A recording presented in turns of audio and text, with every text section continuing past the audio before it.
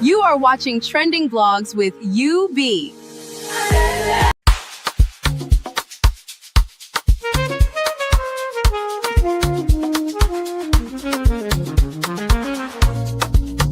Yeah, yeah, yeah. You be in the building. Hey, vibe with Uncle Beno. Let's go. Now happy hour things, you know. Hang out with you, babe. It's our vibe tonight. Hey, laugh and learn. We're shining bright. Oh yeah. You be stories, life lessons time. On the Uncle Beno show, everything feels right. From the streets to the world, we talk real talk. Vibes on the beat, make the whole place rock. Happy hour flow with smiles non-stop. Sip and chill with you, be the energy on top. You be stories, dropping them every day.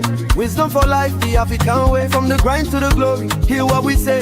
Tune in now, don't delay. Hang out with you, be it's a vibe tonight. Hey, laugh and learn, we're shining bright. Oh yeah. Stories, life lessons time. Hey, on the Uncle Beno show, everything feels right. Join the sister circle. Oh, what a scene. CC Inca, honey baby, and I be so clean. Talk love, talk life, talk dream supreme. Empowerment vibes like a royal queen team. All of Sunday school when the beat gets low. A moment of reflection, let the spirit flow. Men of God speaking wisdom, you should know. Faith and vibes on the Uncle Beno show. Hang out with you, be come catch that light. Oh yeah, you be stories, keep your heart so bright. Yeah. Join the sister circle, feel that fire. Oh yeah, Sunday school for your soul so right. UP nation, we rise together, love and vibe forever. Uncle Beno show, yeah, we outside.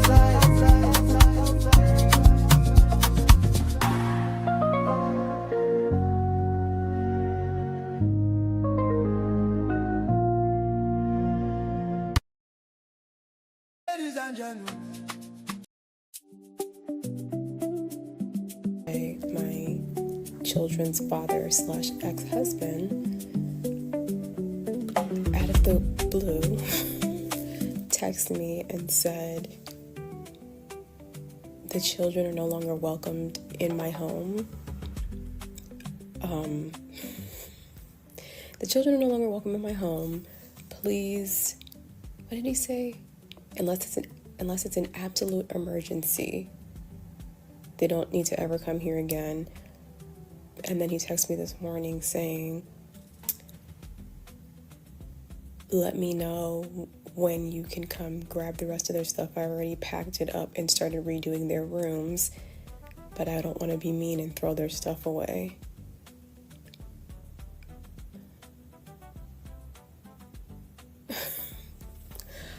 I don't even have the mental capacity to deal with this level of foolishness at the age of 39, and mind you, he's 51. So I just said, okay. His way of getting to me, trying to get a reaction out of me, has always been through my children, because that's the only way that you'll ever get a reaction out of me. But I'm to the, I don't care. When I have no attachment to a man, there's nothing you can do to get a reaction out of me. So, and I think it's extremely immature and ridiculous to do this to your children to get a reaction out of me. So I think what's going on here is, over the weekend, my son was over there and he called me and he said, Mom, my friend's mom is over here in the pool with my dad and I feel uncomfortable. Can you please come get me? So I did, because I pull up. I don't bring men around my children. I don't appreciate him bringing random women around the children either, but I don't say anything about it. I feel like you can do whatever you want to do. If that's the opinion that you want your children to form of you, my dad was just had random women around us all the time, that's fine. I let kids just come to their own conclusion about their parent. I don't ever speak down or anything. But I will absolutely go get them, because that's not the type of thing that I want them to see. So I think deep down he's upset about that, and instead of just having an adult conversation, he is doing something like this. So then he tells me, I texted him today, I said, we'll be there Saturday at noon, does that work? Because I'm not playing this game. He said, yes, text. He said, text his other son's name, because I'm going to block you, and I don't want to be here when you come. No problem. I'm just like, I have no words, y'all. I just have no words. Morning. I just had to do a follow-up to the video I did yesterday, because I obviously wasn't expecting that many people to watch it or comment it. I haven't even read all the comments yet, but I do see some people saying like, oh, there's definitely more to the story. She's not telling the whole story. And it's like, yeah, there's no more to the story. There's nothing else to say. Like, the man is just, I don't know what the hell's going on. We actually have a very good co-parenting relationship. Have not been together since 2020. I do not involve myself in, because somebody said, oh, well, he's allowed to date, he can do whatever. I don't give a damn what that man does. He certainly can date. He's dated multiple people since we haven't been together. He's moved people, he's lived with people. He had somebody live with him like 2 weeks after I moved out. Like, I don't concern myself with what he does. I don't care at all. I am bothered when he does it around the children, because I feel like you don't need to. You have time when they're not around. We have 50-50, so why not just do it when your children are not there? But I don't give a damn what that man does. He cares about what I do. And I haven't dated anybody. I mean, I've dated, but I haven't been in any relationship since we got divorced. I went to school. I went to therapy. I bettered myself. I'm not just jumping from relationship to relationship. But in the past, because he will do something extreme like this every couple of years. I've been dealing with this man for 13 years. Typically, I would, like when we were together, when he would do something bizarre like this, I would call his mom and call his brother and call his sister and be so upset and make it a big thing or whatever. And I don't do that anymore. And I feel like he wants me to do that. He wants me to care, but I don't care. So the only way that he can get a reaction, like I said, is to do something extremely extreme. And this is quite extreme, but I will never respect you doing shit that can hurt our children. And he's an excellent father for the most part. Like, this is out of left field, you guys. Our children, like I've told you guys in the past, like, he has a house, I have a house. They both have their own rooms at his house. They both have their own rooms at my house. We live like 10 minutes apart from each other. We live in the same school district. So the kids go, though we have 50-50, we just let them do whatever they want. They're very close to him. They're very close to me. Like, this is not a thing. They take the bus to his house some days. They take the bus to my house some days. They are at my house. Can you take me to my dad's house? Sure. They're at his house. Can you take my mom's house? Sure. Like, we don't have any drama like this. Even when we're at soccer together every weekend. Like, this is just insane to me. Like, my parents were just telling me a couple weeks ago, because we were all at my son's soccer game, like, wow, I really love how you guys co-parent. Like, you guys have one of the best co-parenting situations I've ever seen. Like, I don't do drama. I'm not one of them women who likes to control your life or cause chaos. I don't give a fuck what you got going on at all, period. Like, so I will be taking my kids. I'm pretty sure I'll get a message. Like, I've chatted with his older 2 kids, because I'm still very close with them. They are my stepkids. I raised them, and they're just like, oh, you know, daddy being daddy. He wants my daughter to bring her cell phone back this weekend. Okay, like, he threw their beds away, so he says, okay, like, I don't have the answer, y'all. This is just, it was on my mind yesterday, so I was like, let me just make a video, because I don't feel like venting to the whole family, and I was a little upset. For the sake of my children, because I understand that he probably has some sort of a mental health issue, or he's having a mental health crisis, or something is happening right now where he's doing this, but I know how to not involve my children when I feel like I'm going off the rock, if I'm losing it. I'll go see my doctor. Like, I'm not going to, like, do something extreme to involve the children, and that's where we differ. So, And when my kids are over there, or if they're over my house or his house and they want to go to the other one, we both drop them off. So when my son called me, they call me all the time, can you come get me? And I'm like, hell no, I'm relaxing. But if my children call me and tell me that they're uncomfortable, then I'm going to get them no matter where they are. And that's the second time my son has ever, because my son loves to be at his dad's house. And I'm cool with it because he's a boy. I feel like you should be around your dad as much as possible. But if he says he's uncomfortable, that's the only second time he's ever called me and said he was uncomfortable. Both times I went and got him. I did not make a scene. I did not make a big deal. I did not care. He called me and said, did you come get Adam? I said, yes. He was uncomfortable with you being in the pool with his friend's mom. And I left it alone. So y'all can't put it on me. It's not me. I know it's not me. His mother knows it's not me. His siblings know it's not me. Everybody knows. His children know it's not me. Everybody knows it's not me. But it's just the situation that I'm in. I didn't want to call my family and vent and my friends and everything because I just felt like it's a situation that will pass. So I was like, let me just make a video and talk to the 200 people that normally watch my video and get it off my chest and move on with my day, not expecting 80,000 people to watch it. So that's the update. Tomorrow we'll be going to get their stuff, unless he has a random change of heart. I don't know, y'all. And I will say, because people are like, oh, do you have the messages? Yes, I have all these messages that he's sending me. Like, he's not even hiding it. Like, he's sending the evidence against himself. Our text thread literally goes from him sending me a picture of himself at work the other day and saying, man, my age is starting to show. You left me right on time.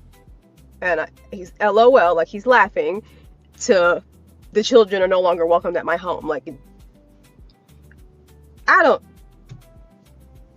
whatever.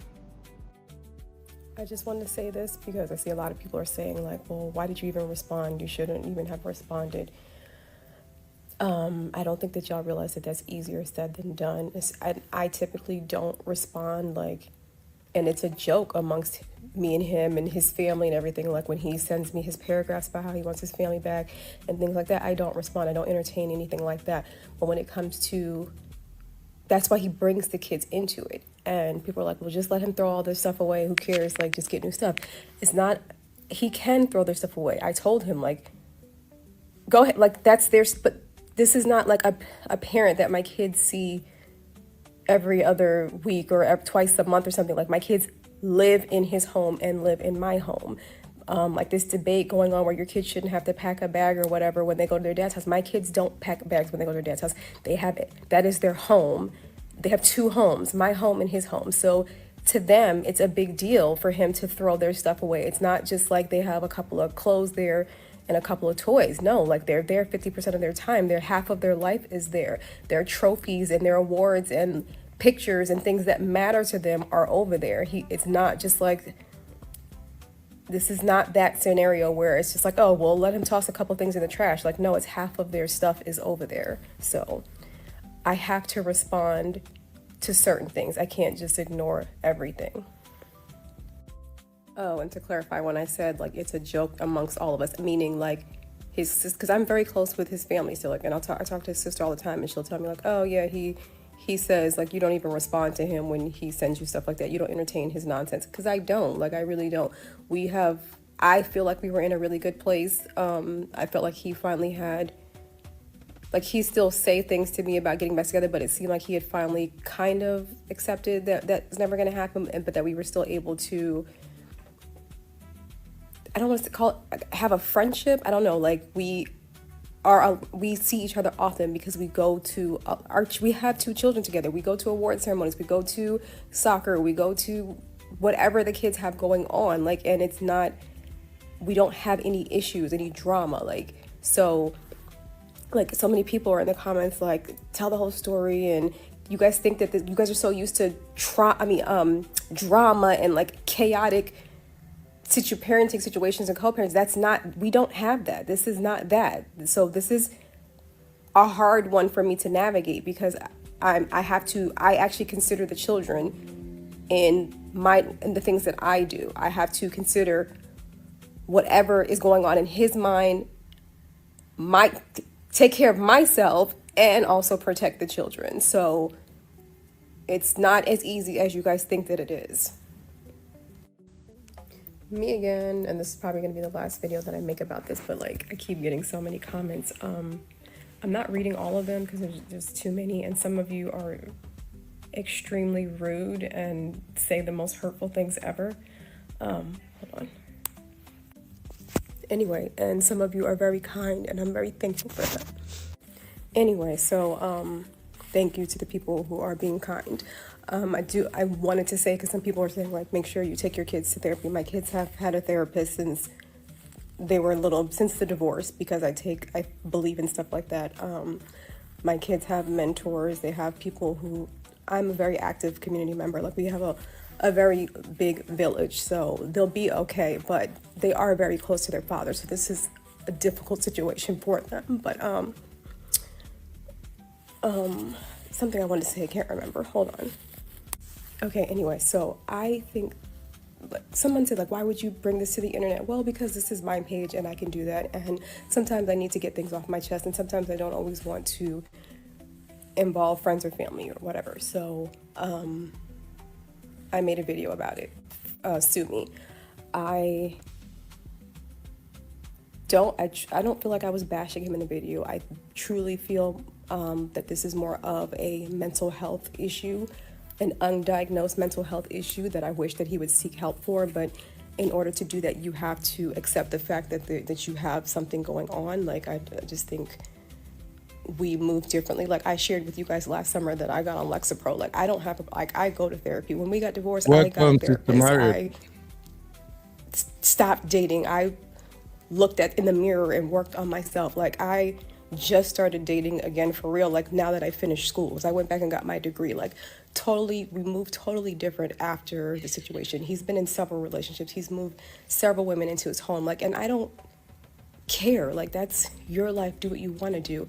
I also, because of the way he is, I keep that's in the back of my mind with me dating, because I don't ever want to bring an innocent man into a situation where I have an ex-husband who still has an obsession with me. Like, and then, like, it's just, I move according to how it's going to affect everybody, but that's not how he moves towards me, and he never has. So it's just a lot to process, and I think I just needed to vent yesterday. But once again, I appreciate the supportive comments. To the rest of you, fuck you, and that's all I'm gonna. That's it. I'm not gonna post any more videos about it. Happy Friday. So I saw a couple people saying like comments like, for the life of me, I'll never understand why people tell their business on social media. Or for the life of me, I don't understand why someone would come to the internet with a problem. That's just so weird. And I think it's so weird that people are so outraged at the fact that sometimes people share their real life experiences via their social media platform. Like, everyone has their phone in their hand 24/7 and are on social media all day, every day. But God forbid you come across a human telling you about their human experience. Why is that weird to you that someone is being transparent and telling you about what's going on in their life? Like, what is weird about that? That's what I don't get. I come on here, and for the most part, my content has been about like peppers and things like that, but I share my real life every day. I don't feel the need to project perfection 24/7. I don't feel the need to keep things bottled up. If something's on my mind and I want to speak on it, I will, and I can, because this is my page. And I feel like if it's so outrageous to you that I'm telling a story about what's happening in my life, then you have free will. You can very easily scroll to the next video. Like, I don't understand why that's such a hard concept for people to understand. Why are people not allowed to speak about their life? So we just have to filter everything we say 24/7. We can't just be real. You cannot just be human. You cannot just speak your truth. What is weird about that? And then something will happen, like let's say somebody harmed themselves, or like they just lost their shit and did something irrational, people will say, well, why didn't you tell anybody? Why didn't you speak up? You should have said something. But when people do say something, you're outraged in their comments. Like, make it make sense. For me, I post on this app almost every day and I keep it real every day. And yesterday, when I posted the original video, that was what was going on in my life, and that's how I was feeling in the moment. So that is what my video was about. All right. All right. All right. What's today? Happy Thursday, everybody. You're welcome to You Behind the Roof Fam. This is another episode of Hangout with Uncle Beno.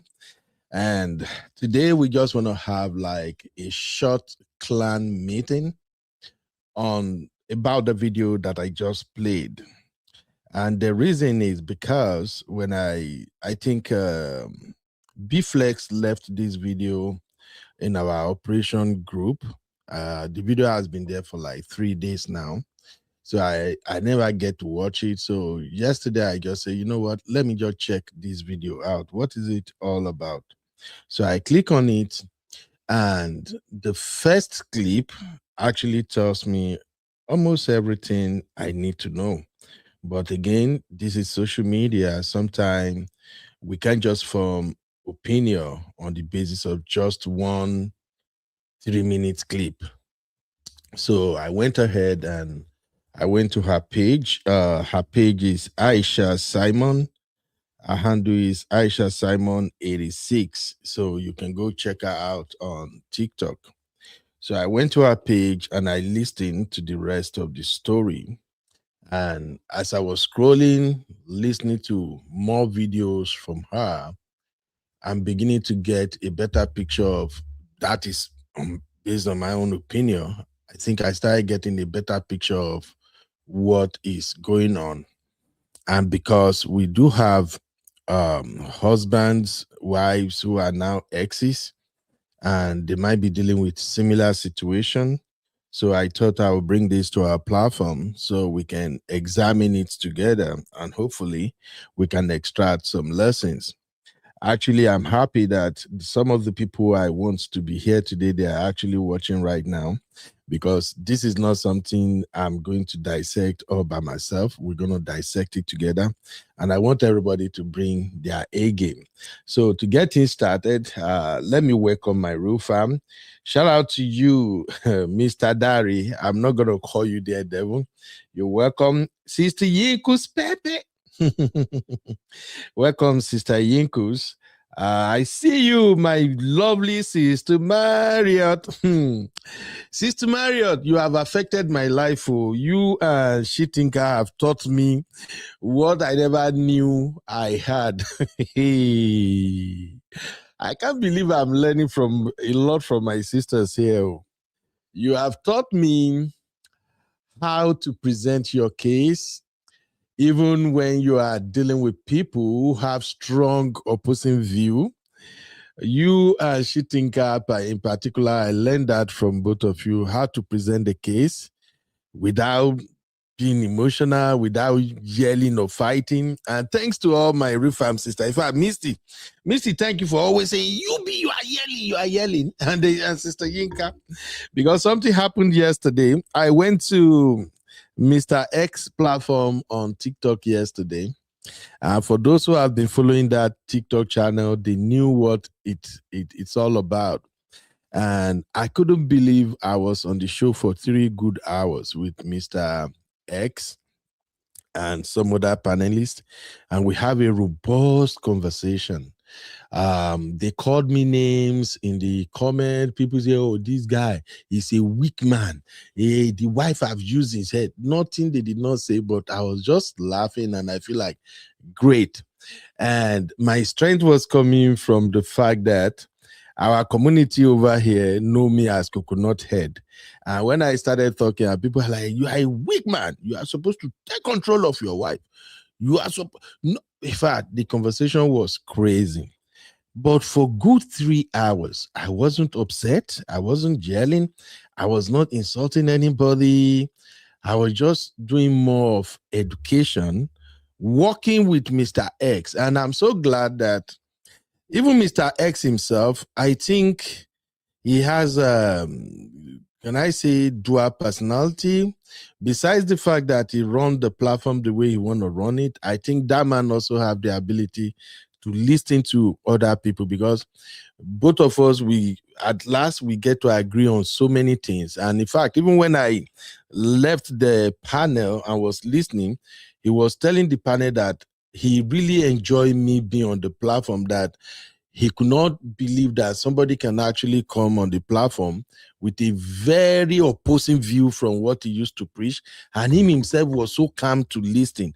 So the credit go to the real fam, honestly, because if it were before, I don't think I will even last 20 minutes on that platform. We go don't fight. But throughout yesterday, 3 good hours after the show, I tell myself, is that really me on a platform where people are preaching African ego and masculinity, where men are literally saying, you take control of your wife. Your wife's money, you must know what she make. You bring the money, all the money belong, and things like that. So, things that, man, I've learned. Oh. So, Sister Marriott, big shout out to you, Sister Shitinka, my Misty, Sister Yinkus, and of course, my baby girl, Abby. Because I think Abby also, I learned so much from Abby, you know. Me and Abby, we do a lot of push back and forth and things like that. And the fact that I can have those conversations with Abby, who is a very intelligent girl, and we not back down, and we are not fighting. I think that was what I carried over to that platform yesterday. So I just want to thank all the Refa community. I want you to know that you are building my life a lot. I noticed a lot of changes in my life. And the conversation we had yesterday with me, that I had yesterday with Mr. X, I can't even believe that I've learned so much on this social media platform that I can articulate my viewpoint in a way that people actually feel like, wow, thank God we still see men like this. So I think you guys have really, really influenced my life. So thank you very, very much. All right, shout out to my Misty, our own Esquire Pro Max. You're welcome. And of course, my baby girl is the first here today, Abby. All right. Let's go back to this video and let's begin to make it make sense. Thank you, ladies and gentlemen. You are watching Trending Vlogs with UB.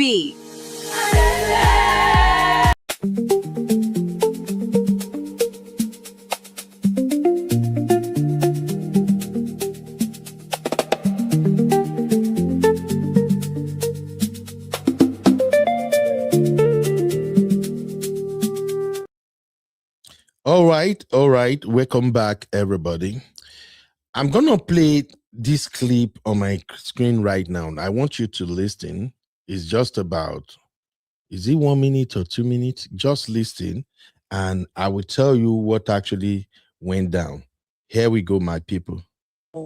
Yesterday, my children's father / ex-husband,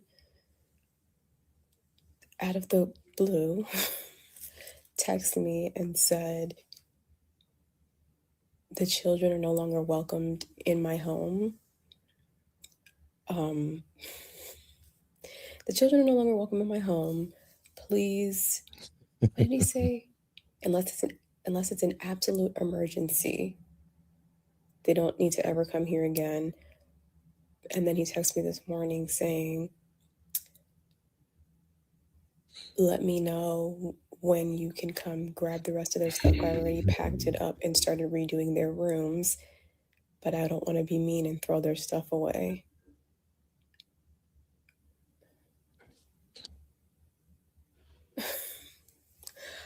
I don't even have the mental capacity to deal with this level of foolishness at the age of 39. And mind you, he's 51. So I just said, okay. His way of getting to me, trying to get a reaction out of me, has always been through my children because that's the only way that you'll ever get a reaction out of me. But I'm to the I don't when I don't care, when I have no attachment to a man, there's nothing you can do to get a reaction out of me. So, and I think it's extremely immature and ridiculous to do this to your children to get a reaction out of me. So I think what's going on here is over the weekend, my son was over there and he called me and he said, Mom, my friend's mom is over here in the pool with my dad and I feel uncomfortable. Can you please come get me? So I did, because I pull up. I don't bring men around my children. I don't appreciate him bringing random women around the children either, but I don't say anything about it. I feel like you can do whatever you want to do. If that's the opinion that you want your children to form of you, my dad was just had random women around us all the time, that's fine. I let kids just come to their own conclusion about their parent. I don't ever speak down or anything, but I will absolutely go get them because that's not the type of thing that I want them to see. So I think deep down he's upset about that, and instead of just having an adult conversation, he is doing something like this. So then he tells me, I texted him today. I said, we'll be there Saturday at noon. Does that work? Because I'm not playing this game. He said, yes, text. He said, text his other son's name because I'm going to block you and I don't want to be here when you come. No problem. I'm just like, I have no words, y'all. I just have no words. So yesterday, my children's father / ex-husband, out of the blue, texted me and said, all right. Thank you, everybody. Oh, Auntie Ungozi, you're welcome, ma. Uncle Patrick, you're welcome, sir. Of course, Uncle Patrick, I'm learning how to be patient from you and how to talk like an older man. Thank you so much, Uncle Patrick. Thank you also, Uncle Phil, Uncle Dio. I'm just learning from everybody. And of course, my Auntie Grace, Auntie Angie, everybody. I think I'm picking from almost everybody. But let's get into this story. So this was the first video B-Flex sent across, and when I listened to this video, something just told me instantly that there is more to this story. There is more to this story. It sounds so simple, and he painted the man like a devil. I'm sorry, because according to what she said in this video, she established that she and her ex-husband, they are no longer together. And according to her, the ex-husband have 2 children from previous marriage. And while they were married, they also have 2 children of their own, altogether 4 children. So according to her, they both have fantastic co-parenting arrangement whereby they share custody 50-50. So that means the children spend as much time with their dad just like they spent with her. Then she said on this particular day, her son, I look up the son is around my son's age, around 9-10 years old. So she said one day her son called her and said his friend's mom is in the pool with his dad and he wasn't feeling comfortable that his mom should come and get him. That's what she said, that her son called her and said her dad, his dad is in the pool with his friend's mom, that he is not comfortable and the mom should come get him.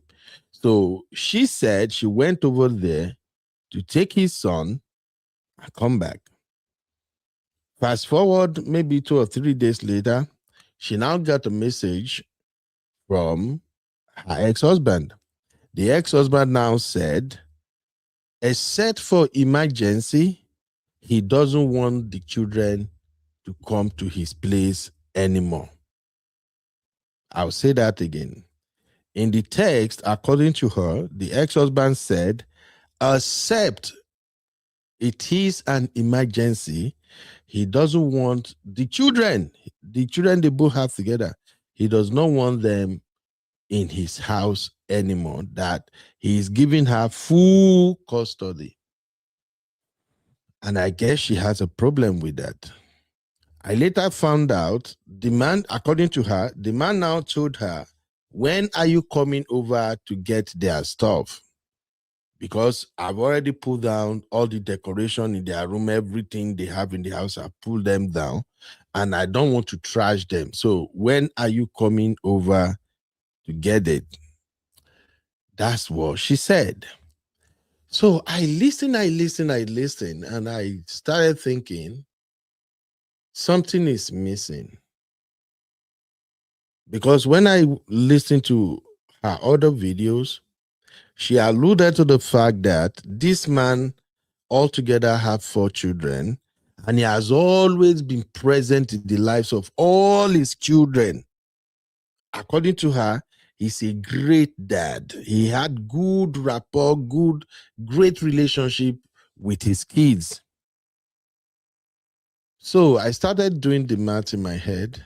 How can a man who is this good in this America to get a man who have 4 children, two from different marriages, and is actively involved in their lives to the point that he owns his own house, she too own her own house. In his house, according to her, each of those kids have their own room.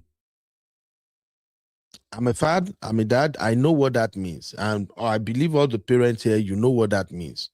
To buy a house that is big enough for your children, that each one of them have their own separate room, which means you are giving them a comfortable environment in this America.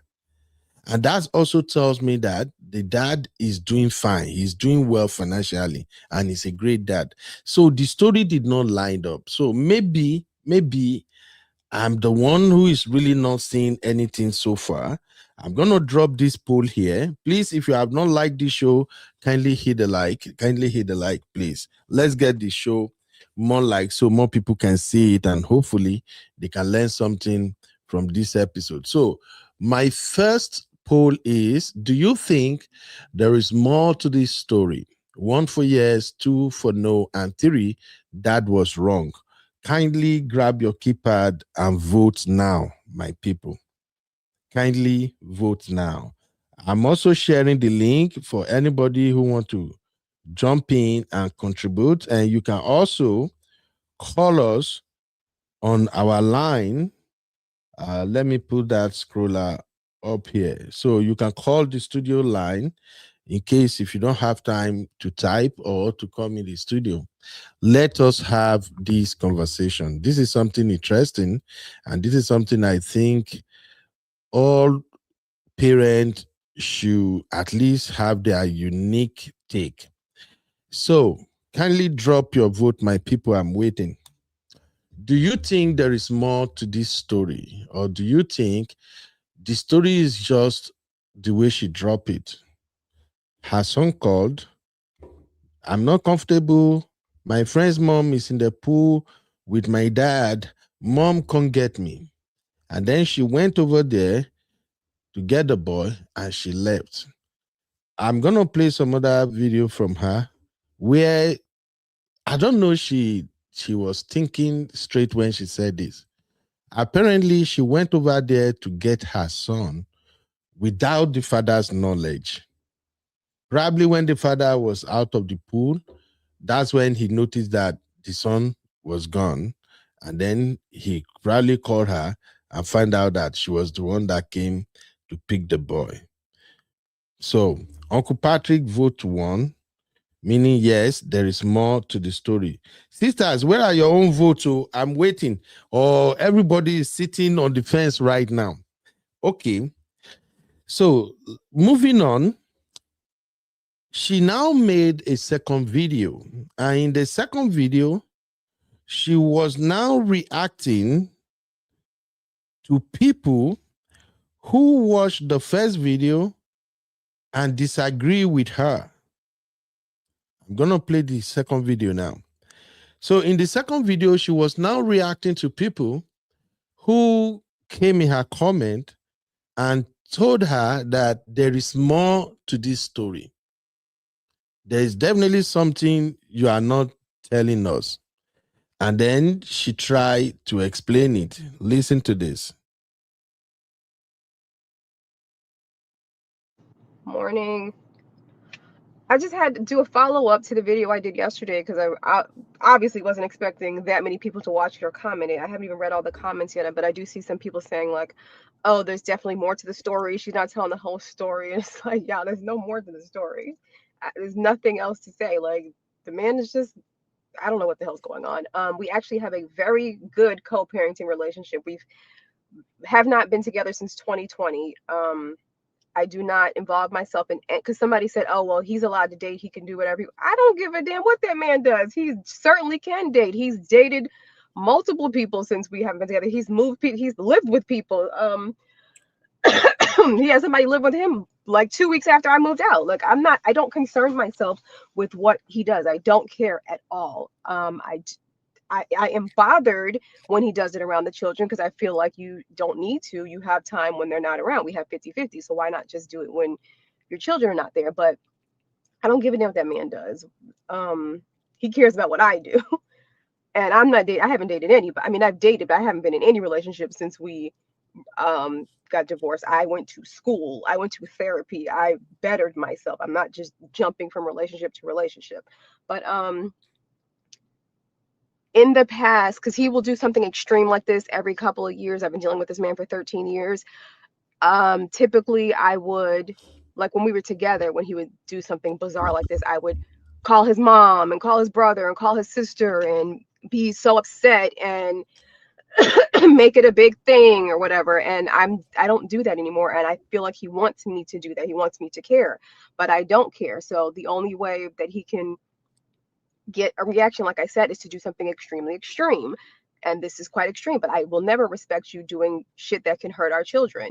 And he's an excellent father for the most part. Like, this is out of left field, you guys. Our children, like I've told you guys in the past, like, he has a house, I have a house. They both have their own rooms at his house. They both have their own rooms at my house. We live like 10 minutes apart from each other. We live in the same school district. So the kids go, though we have 50-50, we just let them do whatever they want. They're very close to him. They're very close to me. Like, this is not a thing. They take the bus to his house some days. They take the bus to my house some days. They are at my house. Can you take me to my dad's house? Sure. They're at his house. Can you take my mom's house? Sure. Like, we don't have any drama like this.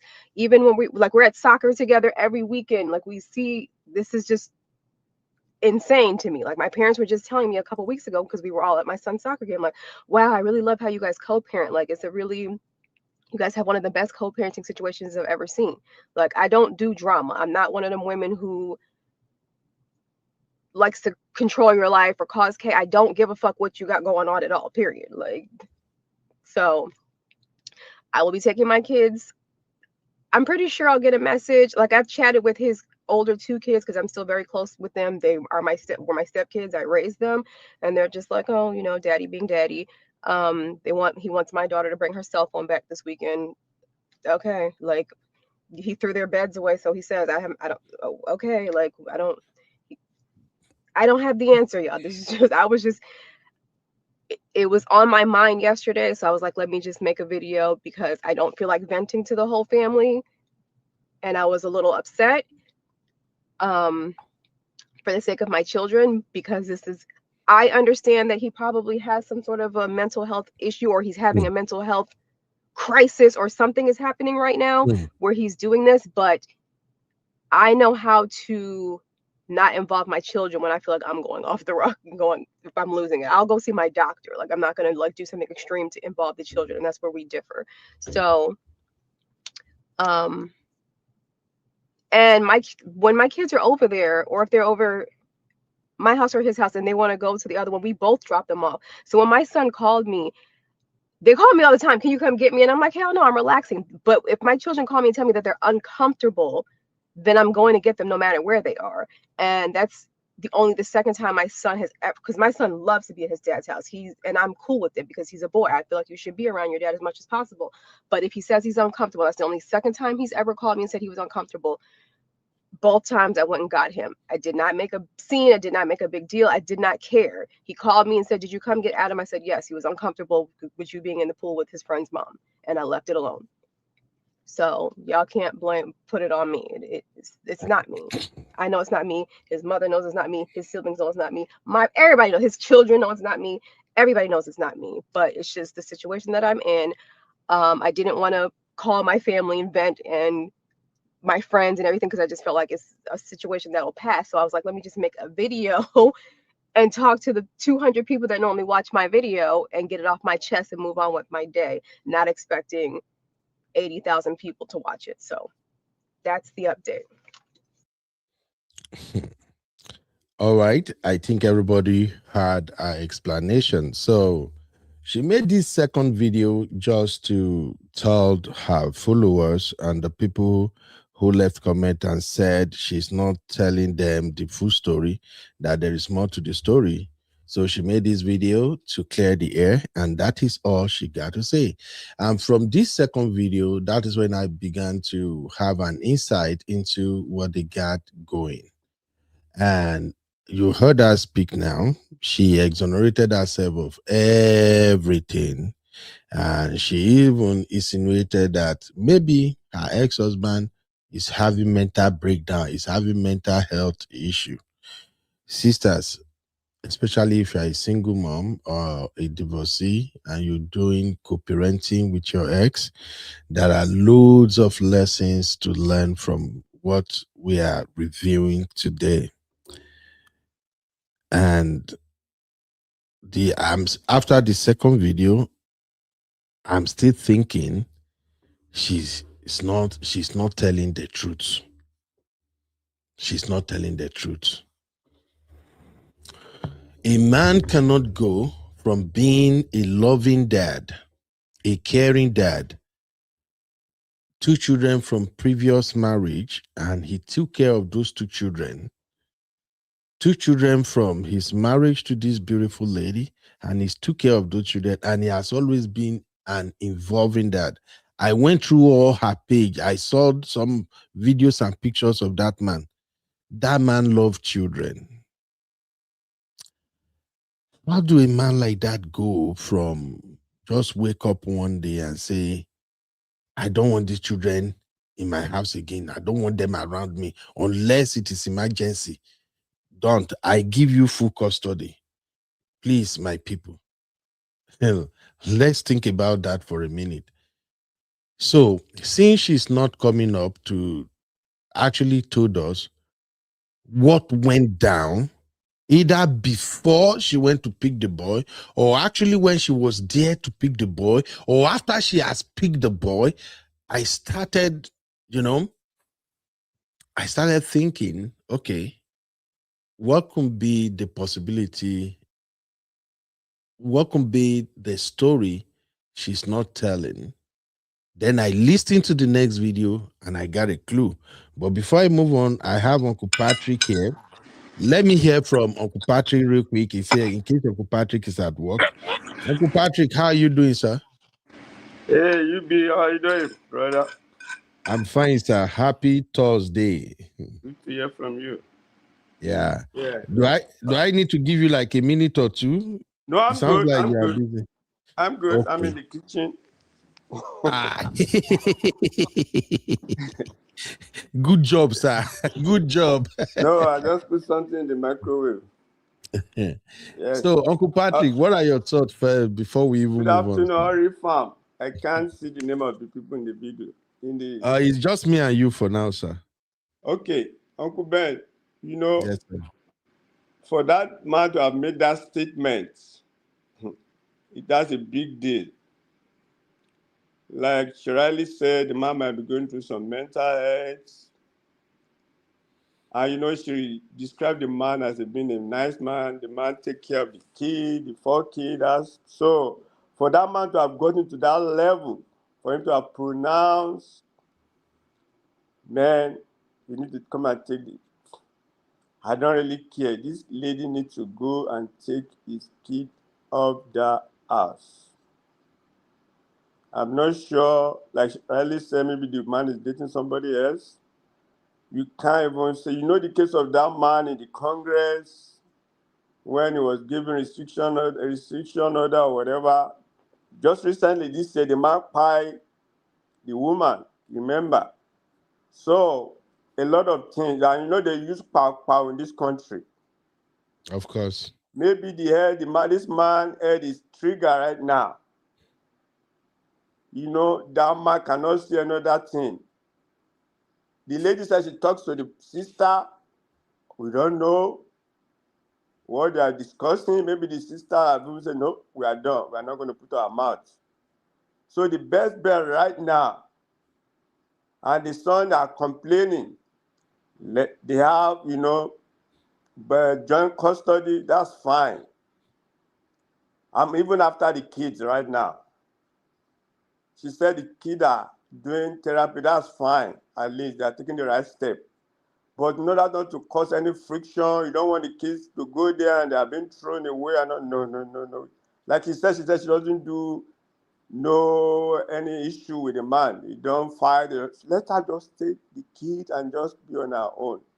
When the man senses come to himself, maybe he's going to realize what I'm doing is wrong. If this man has been good all this while, if I can hang out with my kids, Ben, you do so as well. Your kids are you. And if this man at this time is saying, I don't know what they must cause the problem, it might be, like we rightly say, it's very deep that we don't even know. But if it is true that the man said, come and take their stuff, let her go and do that. And if there's any serious threat, this lady needs to contact the police for her own life and the children's life. It's so easy that way. Because when it comes to the issue of divorce, custody is always very messy. The only time it's not messy is when the kids are grown, that they can live on their own. They are not depending on you.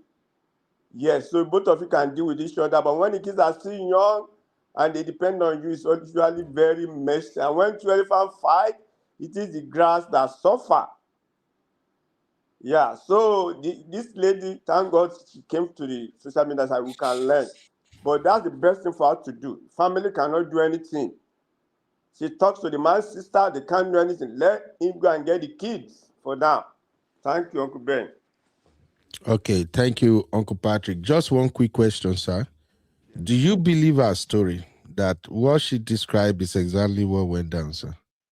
Uncle Ben, our own portion right now might be true, but it might be bigger than that. She might have to eat as well. She's a woman, she's human. She can have to eat.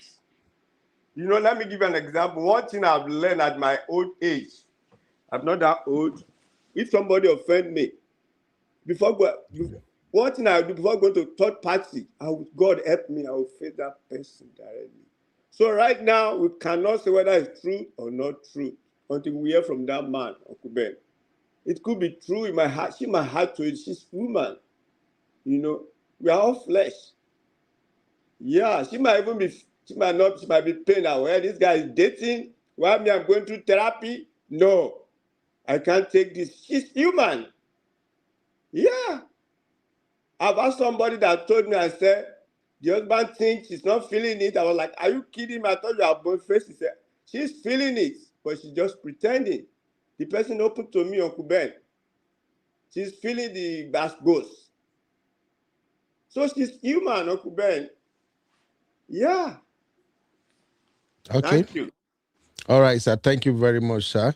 I know Honey Babe is here, but let me quickly read some comments and I'll come to you shortly, Honey Babe. Sister Yinka say, one, there is more. I'm not comfortable with her picking him up. It was no harm, and and that is his father. She didn't handle that well. Sister Marriott said, people involved in custody disputes are naturally not reliable storytellers. This is why I love my sister Marriott. Thank you for that. Sister Igu said, for him to have told her to get their things, that's usually a man who is giving up when he feels he has no say in the life of his children. Thank you, Sister Yinku. Sister Mary also said, but him not wanting the kids at his house is believable. Absolutely. I think she's right about that part, that the man said he doesn't want the kids in his house. I'm trying to understand the man too. This is something I can say too, depending on if you are my ex and if the way you are acting around me, especially when it comes to how I'm living my life after we have both gone our separate ways. If the children are the reason you come around me to act somehow, I can tell you, you know what? I give you, take all the children, make I day my day, you know. And the good thing is, he said the man is a good dad himself. So I'm not recommending that, but I'm just saying, if a woman is dramatic and she's giving you too much headache, you can't live your life after the divorce. I think it's best you sever whatever tie both of you together. Maybe she can have a rethink. That's just what I'm thinking anyway. Dari said, lady got an attitude. Put aside the noise she's making. Yeah.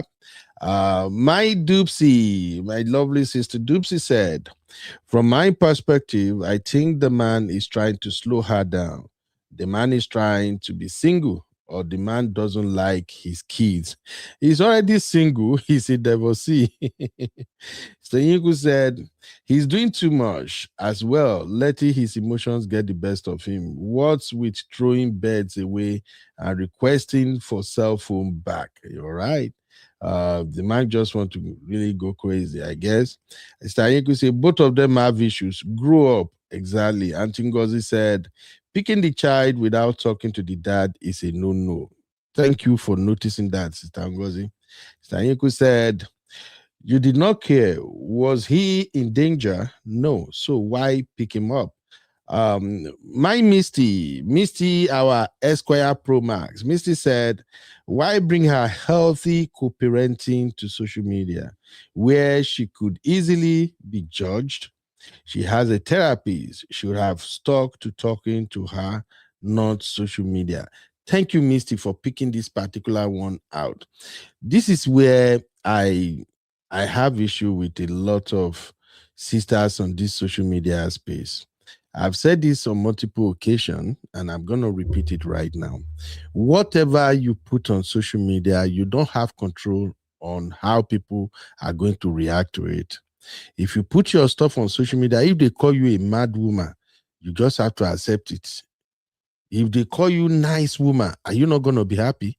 If they are praising you, you are strong. Wouldn't you accept that? So there are going to be people who don't agree with the story you are telling.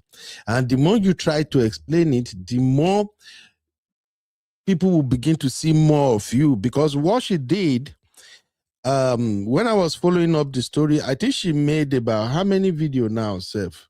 Let me even count. I started watching from where?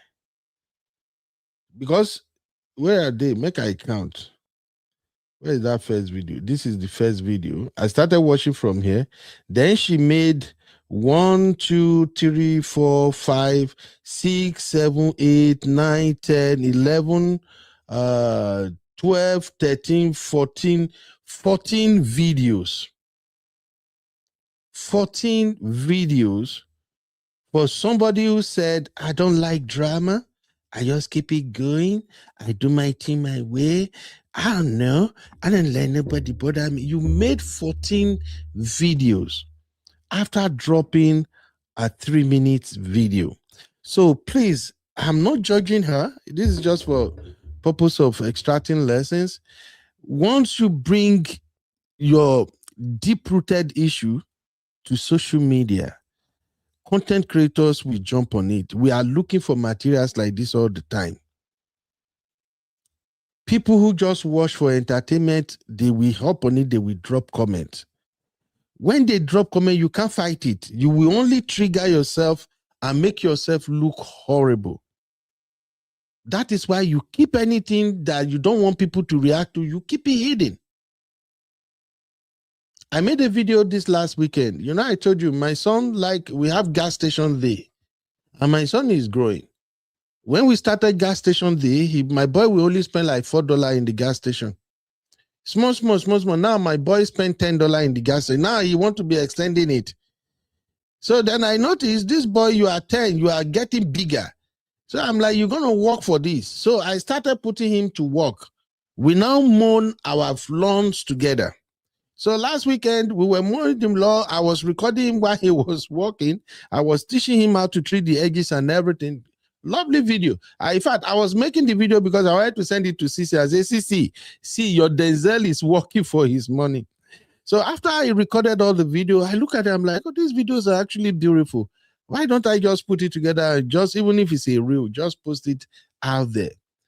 But then again, I look at it again and I'm like, do I really want to put my son through this? Because the last time we went to the barber shop, he said he won ball cut. There is this tie he said he wanted. My son has a lot of hair, like huge hair. So he said he want ball cut. I don't know what is ball cut. He showed me the picture while we were driving to the barber shop. I look at it. Say, oh yeah, it looks good. We get to the barber shop. When he sat in the barber chair, he told the barber the hairstyle. When he showed the barber the picture, then the barber now called my attention and said, sir, are you okay with him getting a ball cut? So I told the barber, whatever he showed you, whatever picture he showed you, go ahead and give it to him. So I step out because there are a lot of people in the barber shop. It's a weekend. A lot of dad and their kids are there, just like myself. I step out. By the time I come back in, the barber have already cut off my son's entire hair, like bololo. I came in instantly and I knew something was wrong. I look at my son. My son give me that smile, but this is my boy. I've been with him all my life. My boy give me that smile, shaking and saying, Daddy, yeah. But I knew something was wrong from that smile. So I play along. After everything, I pay the barber. We get in the car and we are coming back home. And then my son pick up his phone, turn up his camera. Then he look at it and he dropped the phone and put his two hands in his face. I knew he was crying instantly. The thing touched me. So I was like, Isaac, what happened? He said, Dad, they're going to laugh me at school. They're going to make mockery for me at school. And holiday was just 1 week away. And he was begging me, say, Dad, can I stay home? Not go home for the next week? So before we got home, I started talking to him and I said, you know what, Isaac? I'm even surprised that this hairstyle look amazing. And really, it looks so good on him. He's a handsome boy anyway. But I never know it's a big deal among school children that when you come to school with a skinhead, they will make mockery of you. So I just boost the ego, boost everything. And my son was like, I told him, I said, look, Isaac, the good thing is like you are just like me. My hair grows so fast. Your hair grows so fast. In 2 weeks, you will even forget that you have this ball cut. So don't worry, just rock it. And then he said, Dad, can we do so? I said, whatever you want us to do. So we go grab some cap. We grab some head warmer. It's hot, but we grab some head warmer, everything. So that was it. So when I made that video, although the hair is growing now, as I was about to edit the video and post, I was like, oh, come on now. This boy has a ball cut. Do I really want the internet to see my son like this? I don't care. I don't really care that much about what they say, but this is my son. Some mad people may see the video now and not even looking at the fact that a 10-year-old can actually mourn the floor, trim edges. They might just look at his head and start talking. So I'm like, you know what? I'm not posting shit. I'm just going to keep it there. I don't even share it to anybody. So the point I'm trying to make is this. Whatever you don't want people to react to on the internet, don't post it. When you post it and they react to it and you are now coming back to it, you people, you will just look stupid and dumb at the end of the day. Because the more you talk, the more you try to explain it, the more people will see the true you. It will start coming out. This beautiful lady, she seemed very, very educated, and she's calm. In fact, I fell in love with her containers, the way she talked, the way she expressed herself. But I can also see through her that this is a woman who is trying to hide her anger because something pushed her to share this. You have 13 years with this man. You are both co-parenting in peace. And you just say you went to your son, and now you made 14 videos. Meaning after you post the first one, you went ahead and made 13 extra videos to explain yourself to the internet. So please, for those who are into this co-parenting thing, there are some things you just have to let go. Because there are people on the internet who can also listen to your story and figure out what you are not saying. I'm going to Honey Babe now, but let me say this. The first impression I got from her is this. The moment she said, my son called me and said his dad is in the pool with his friend's mom, I already heard everything I want to hear. That's her son. She knows her son's mom, her son's friend's mom. She knows the woman. And there are a lot of women that after divorce, when their ex-husband started dating, or they really don't care. But as soon as their ex-husband started dating somebody they know, some women cannot stomach it. That's the first giveaway for me. I may be wrong. But anyway, Honey Babe, Oyin Kashola, how are you doing today, my lovely sister? I'm What's fine, up? thank you. Yeah, I'm good. I just popped on because I think that people that are not actually co-parenting need to give this lady a pass. It's not easy. It's not easy at all. Even today, I've had an issue with my elder son, and I have to call the dad so that we can sort it out to do with school. So I think, for me personally, I think people need to give her a pass. If you're not in a situation, I think that you need to understand that you're dealing with two people that are no longer together. And yes, the child is the most important thing. Your child is very important, and you're supposed to, without any emotions, be mature enough to co-parent. But you're dealing with human beings. Even me, that I talk about this very passionately when it comes to children. I'm not using them as weapons when you divorce. It's challenging to me co-parenting with my ex-husband. It is very, very challenging. So I'm being upfront about that. There are times where, yes, I would probably think that, oh, maybe he does have a mental health issue because sometimes he misbehaves. So I'm saying it in jest. He obviously does not. But what I'm trying to say to you is that sometimes things do happen and you're like, why are you behaving like this? And with the best intentions, there are issues. So I think we need to give this woman grace rather than just say that, oh, try and, make out that she's a bad parent. Another thing I will say, I've been in that same situation where my son has gone to his dad's house, and my son has actually called me and said, Mom, I want to come home. I'm like, what for? Now, you know me, I like my peace and sanity. So when he's with his dad, I enjoy myself. So obviously I didn't pick him up, but I've had situations where he's been called. He will call me and I've had to pick him up. Of course, the first thing I would say is that, listen, I will call the dad. Your son has called me. What's going on? And he will have that. And I say, please, this boy is calling me. Don't let me block him. Deal with whatever issue you have between the two of you. And I keep it pushing. But what you need to understand, we don't know the dynamics of the relationship between the dad. Yes, she said that he's a great dad, but you just don't know. So I think we need to give her grace. The only thing I will say is, and I say this again, regardless of whether you are in a relationship or not, that is still the father of your child, and you need to give that man respect. But at the same time, maybe she didn't fill in all the blanks, but there must have been a reason for her to pick up that child. The only issue is that, to me, there's nothing wrong with going to the house and saying that I'm picking up my son. If you feel that whatever the reason is that you feel there's a risk and you want to pick up your child, but you need to let the father know and have that conversation. I think the reason why it's escalated is because of the fact that maybe she took the child. I think she took the child without letting him know. And the guy's like, you know what, have your kids. I've heard many guys say that when a guy feels like you're doing things behind his back and you're not respecting him as the father, he would say, you know what, have your kids. Do you do everything. And I get it. But I think the issue that I have is that be very much aware that today I can be fine with my ex-husband. Tomorrow could be a problem. So you need to give us that are co-parenting grace, because it's very easy for people to say, oh, she should have done this, she should have done that. You're not in the situation.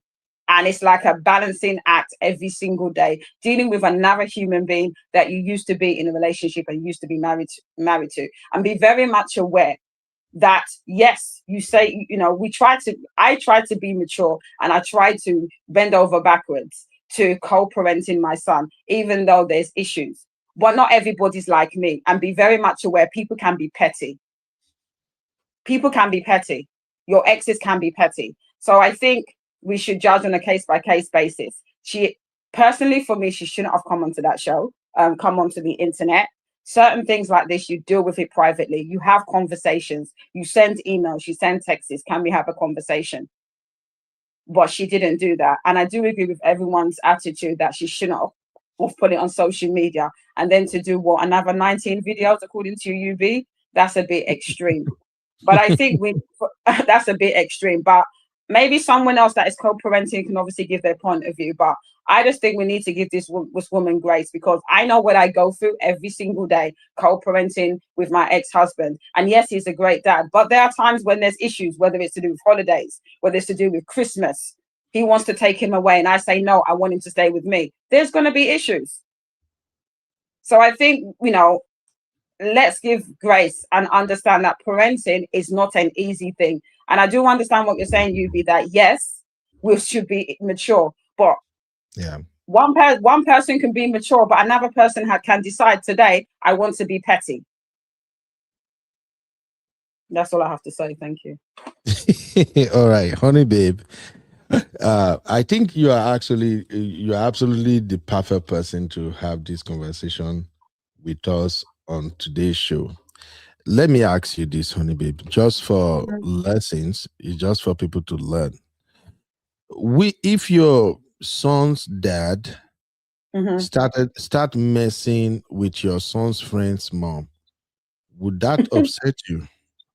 If you know the type of person, it doesn't. The thing, I told my ex-husband, he's not with anybody. I have begged him, get remarried, have another kid, because I only have one child. I have two children. He only has one. I don't get. People may laugh. I would say the same thing the woman said. I don't give a damn. It will not affect me whatsoever. I personally believe that him having someone will make it easier for me, because we would have less friction. So no, it's not a problem. I wish he would get married today. So we have established something now. To you, yeah, it won't bother you if your ex-husband is messing with your son's friend's mom. It won't bother you, right? I think the difference with me is that we live totally different spaces. So we don't have, and there's no friend of mine, and there's no way that I would even know, because of the way that, I don't want to go into details, but the situation with me and my husband, my ex-husband. I don't even want to go deep into so that. what I'm trying to say is that would never be an issue, because I don't technically know the people that he's hanging around with, so it wouldn't be a problem for me. We don't even live in the same area. Okay. Now, next question I will ask is this. Based on what this lady said, based on what she said in her story, do you think that her son's friend's mom that is now in the pool with her ex, do you think that woman posed any danger to her son? At that moment, do you think that my woman posed a danger to her son? I can't dismiss it, because because everything, a lot about safeguarding. I can't dismiss it. I can't, based on the information that she's given, I can't say no. She's the mother, and at the end of the day, whatever the conversation she had with her child, she made a decision that she wanted to pick up her son. I'm not going to come on this program and say no, that she doesn't have a legitimate cause for concern regarding her son. I'm not going to give you the answer that you want. No, I'm not saying you should give me the answer that I want, but I just wanted people to learn from this. Yeah, I can't say no. I don't know. Okay. I honestly don't know. But if you are in the shoe, will you go? I gave my example. Will you go and pick up your son because the woman is the one in the pool with your ex? Would that be enough reason for you to say, I'm going there to pick my son? I'm going to give you context. I would already know this woman. I would have had conversations with her, because I'm going to know that anytime I drop my son at his dad's house, she's going to be there. So I would have to make sure that I am comfortable with her being around for me to drop my son at his dad's house in the first place. So hopefully that would not be the issue. Because I would assume that anytime, if I had a partner, if I had a boyfriend today, my ex-husband would know about my new partner because my son will be in my house and I would have a boyfriend. So you would have those conversations and you would know who's going to be in your son's life. Okay, this is where the conversation may go south a little bit. Okay. What I'm hearing from you now is, let's say you and I, we are the one in the co-parenting situation. We are both exes to one another. Yeah. What I hear you say right now is, if I have to date 10 women, you have to approve of the 10 women. That's what I'm hearing. Is that how it should work? No, it's not. But see, I don't know whether, let me slow it down. What I said is that for my son to tell me that there's a woman in the house, obviously my ex is having a relationship with her. Wouldn't my ex say, oh, this is my girl? Every time I drop my son, I'd be seeing the girlfriend in the house, you know. So obviously he would introduce her to me. So what I would obviously get to know what her. What if he choose not to introduce her? Then I think I'm of the opinion that what you do to others, I would do. You know, what I'm trying to say is that why wouldn't he introduce? Because if I had a boyfriend, I would respect my ex-husband to say, this is my new boyfriend, so that he knows that at the end of the day, this new person in my life is going to be around his son. So what I would have assumed he would do the same. Okay, so if he doesn't introduce the woman to you, but your son tells you, mommy, this person is always with my dad. They are always having good time together. Meaning it's not the first time, it's not second, it's not third, you know, at least before they get the relationship to the point whereby both of them are in the swimming pool together. That is not something that happens spontaneously that day. So if your son tells you, is that enough reason to say you are going over there to grab your son and take him? But you heard me give my example where my son has called me at his dad's house. And I've told him, don't call me, if not, I'll block you. And I've said to him, and I've called his dad, this is joke, because I like my peace. That's why his dad, he goes to his dad every weekend. I would not pick him up. I've given you my example. I would call the dad and say, Bobo, your son is calling me, harassing me. Well, he wants to come. What's going on? Don't worry, he's fine. I'll speak to him. Then I will get on with the rest of my day. I will not go in my car and pick him up. Thank you very, very much, honey babe, for your sincerity and being honest. That's why I love you, my sister. Really? Sometimes just because we're agreeing on this one. No. You know, like I said, there are people who are going through this right now. A lot of sisters who are into co-parenting arrangement, custody battle, and everything. Many of them really don't know how to manage relationship after you and your ex has part way. Some people Can I really just say something? I'm coming. I just want to say something. Coming to the place I am now in 2026, it wasn't overnight. I've been very candid that we were doing battle and war in the beginning. I've had to mature, and he's had to mature to get to the place where we are now in 2026. So I think I just want to give a caveat that I'm not Jesus. I did a lot. Both of us did a lot of nonsense before we realized that we was damaging this child, and we both have to be mature and co-parent in peace. Thank you, honey babe. That is exact. In fact, I love the fact that you brought that in now, because the earlier a new divorcee or somebody who just started cooperating or something, the earlier they had people who have passed through that stage share their experiences with them, the better they learn. I'm glad you said it was not always like this, but you have to grow. Both of you have to mature. I love that, because that's the point I was driving at when I said a lot of people these days, both men and women, they really don't understand what co-parenting is all about. Co-parenting. But remember, I've been doing this for 11 years. I mean, we fought over custody of my son when he was 6 months. He's 11 now. Yeah, cool. All right.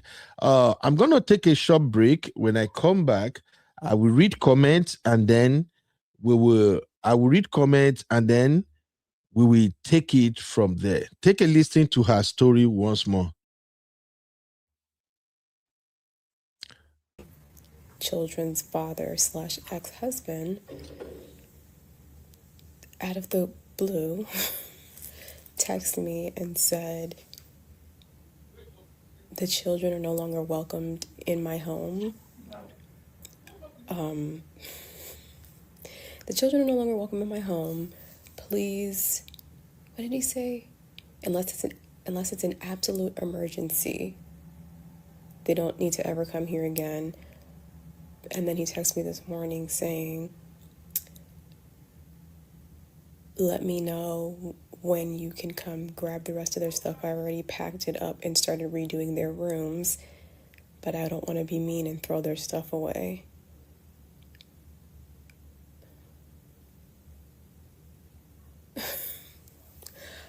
I don't even have the mental capacity to deal with this level of foolishness at the age of 39, and mind you, he's 51.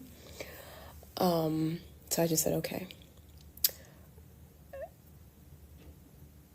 His way of getting to me, trying to get a reaction out of me, has always been through my children, because that's the only way that you'll ever get a reaction out of me.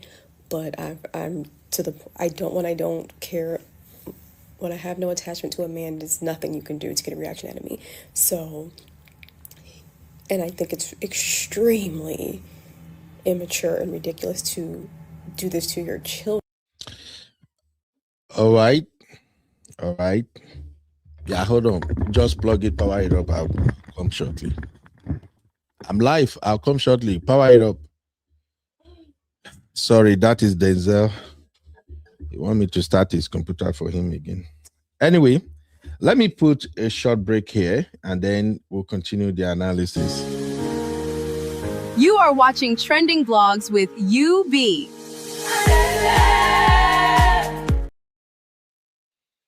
All right. Honey babe, are you still here with me, mama? Yes, I am. I All want you to respond to that, but when you're ready. Okay. So here's the thing with this lady's story. I think she did too much. And one thing I don't like about people when they tell their story is how they try as much as possible to make themselves look like an angel.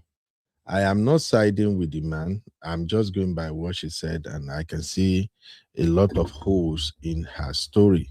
And I still don't believe that a man who loves his children so much will go to that extreme to say, I just don't want them around anymore.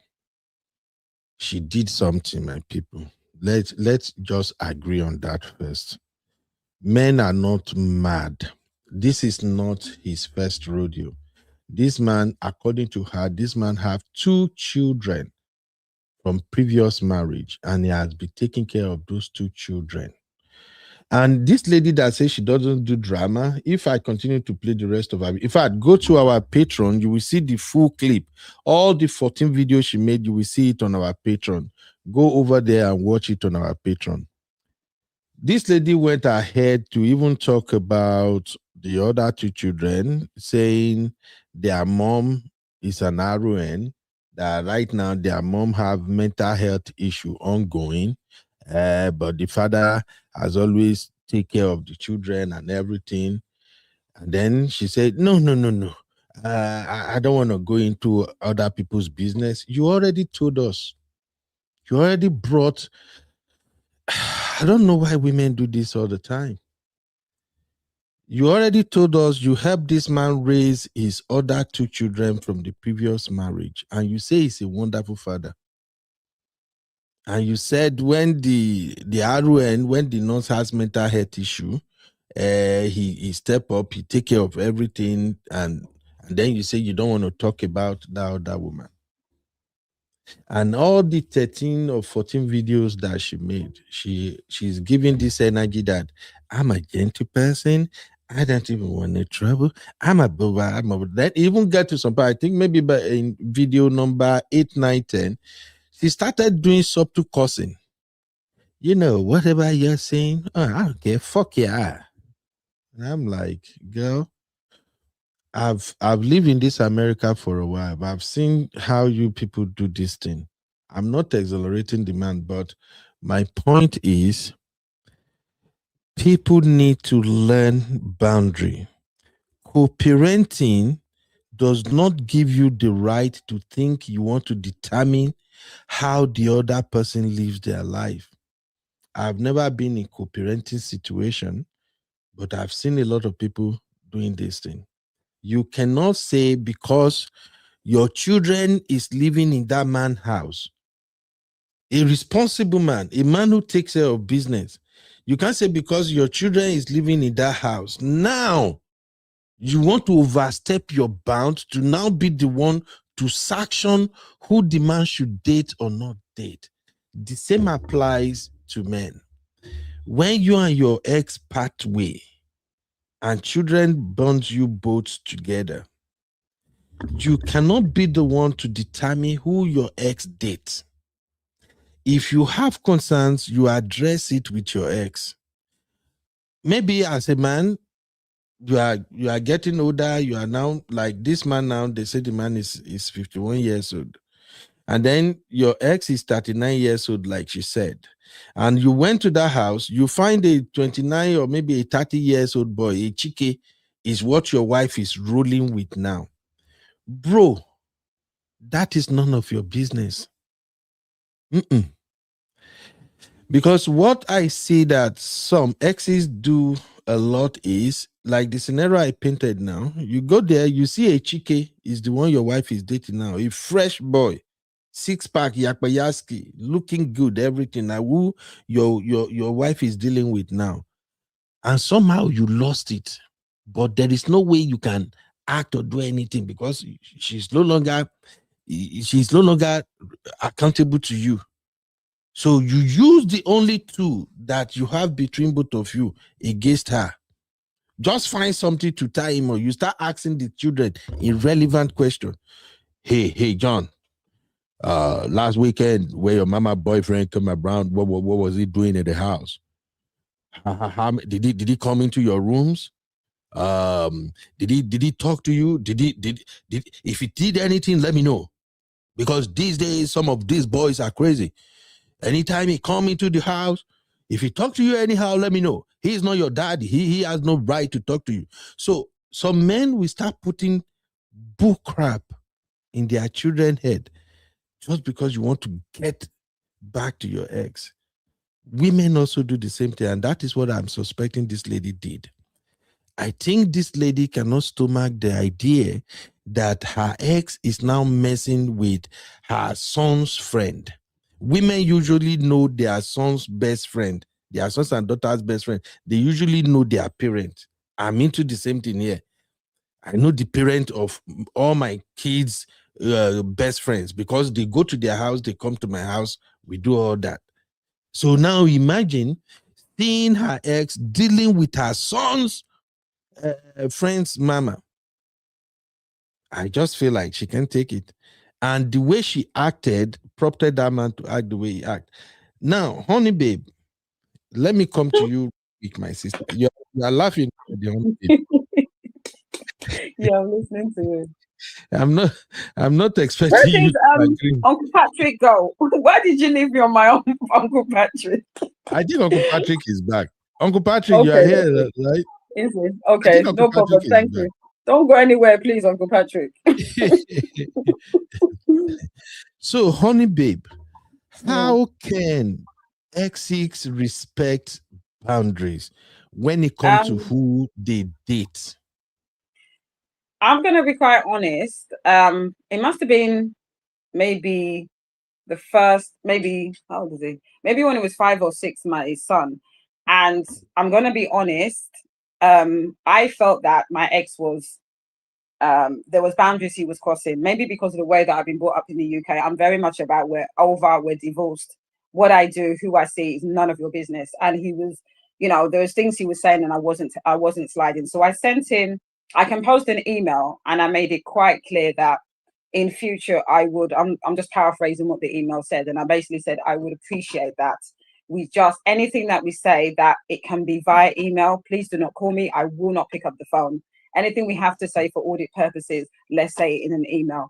And anything that we discuss should be just related to our son. Anything else, I will not respond to. That was me. And he didn't like it, but that was the boundaries that I set for ourselves. So it was very clear that who I saw, if I was in a relationship, was out of bounds.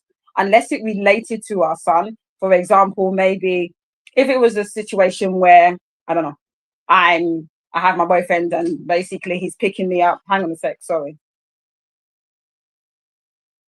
All right. Sorry, someone's in my room. Yeah, it's underneath the chair.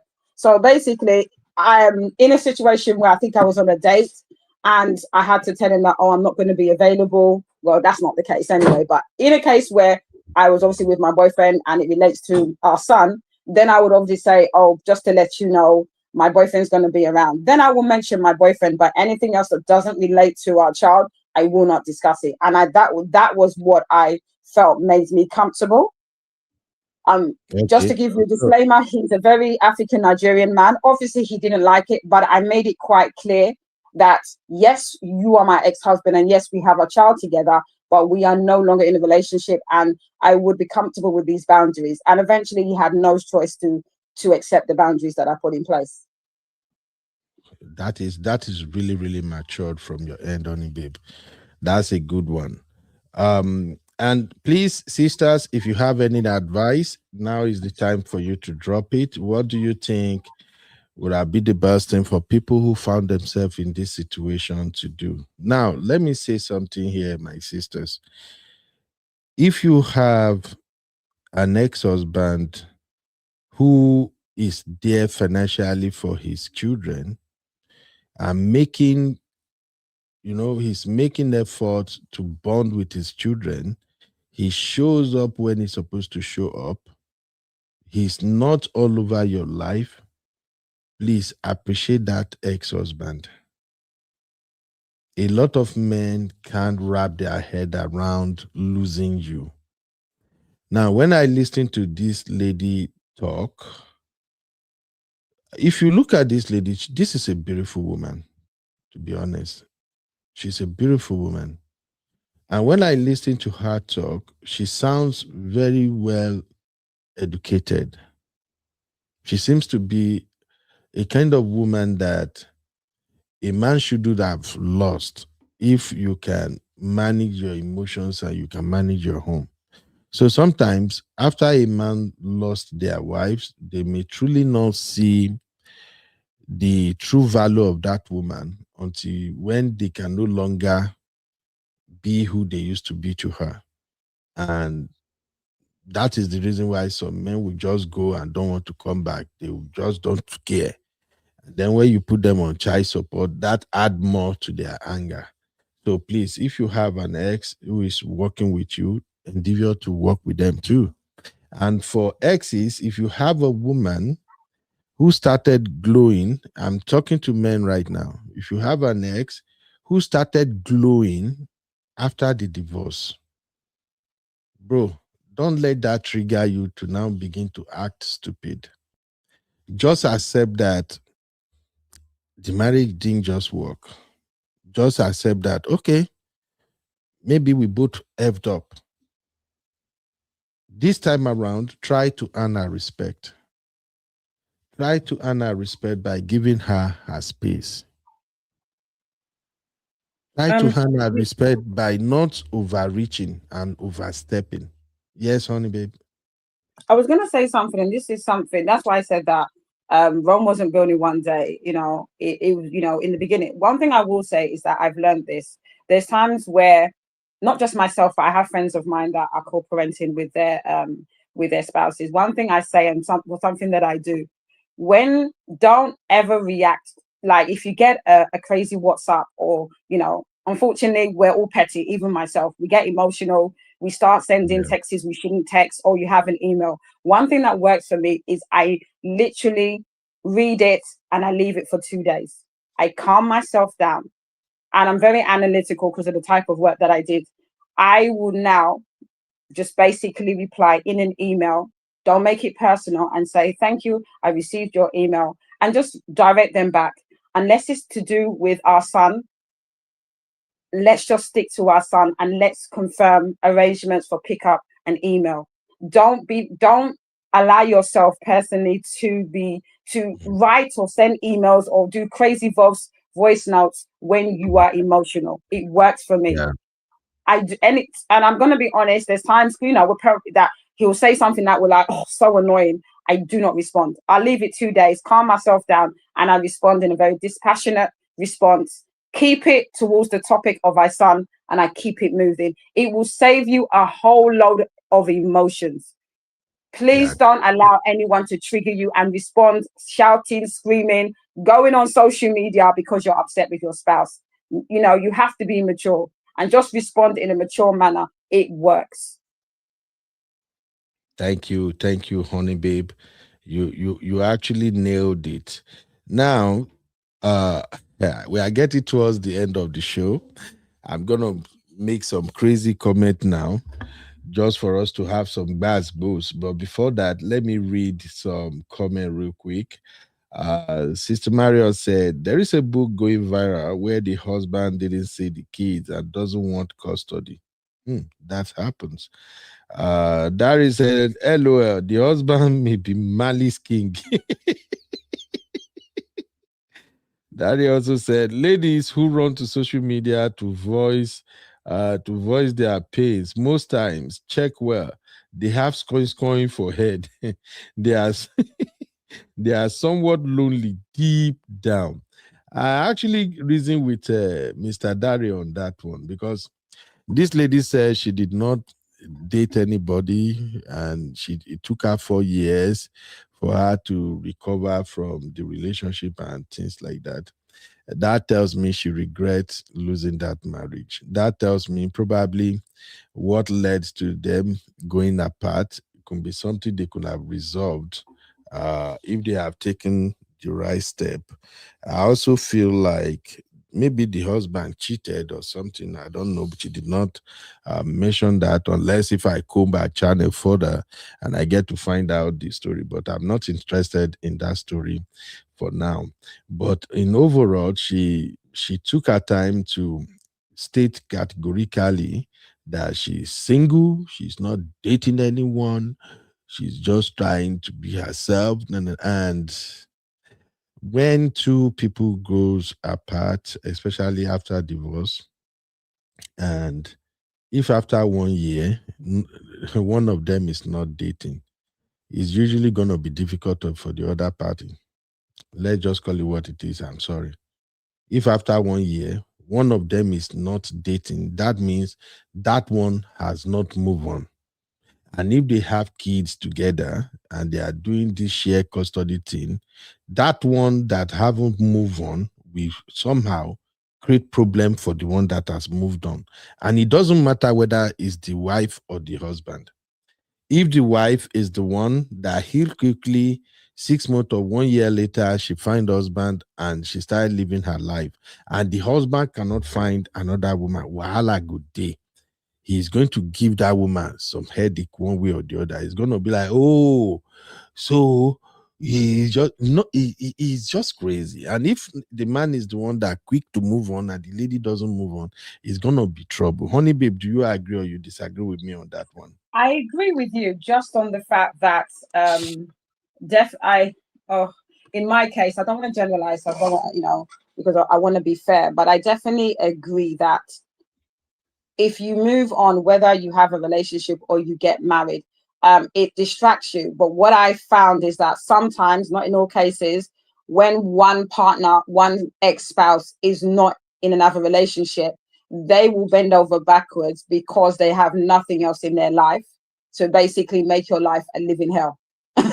Trust me on that. So I just think personally, and that's why I jokingly said that there was a time I told my ex-husband, just have a relationship, have another kid, get married, because I was getting to a stage when it was, in the beginning, when it was, getting very petty between the two of us. I thought by him moving on, he would, that would distract him. But like I said, we're in a better place, we're mature. But I definitely agree in some places where when one party hasn't moved on, they're still stuck in the past and still obsessing over their ex-spouse. But honey babe, don't mind me. I just want to be petty a little bit now.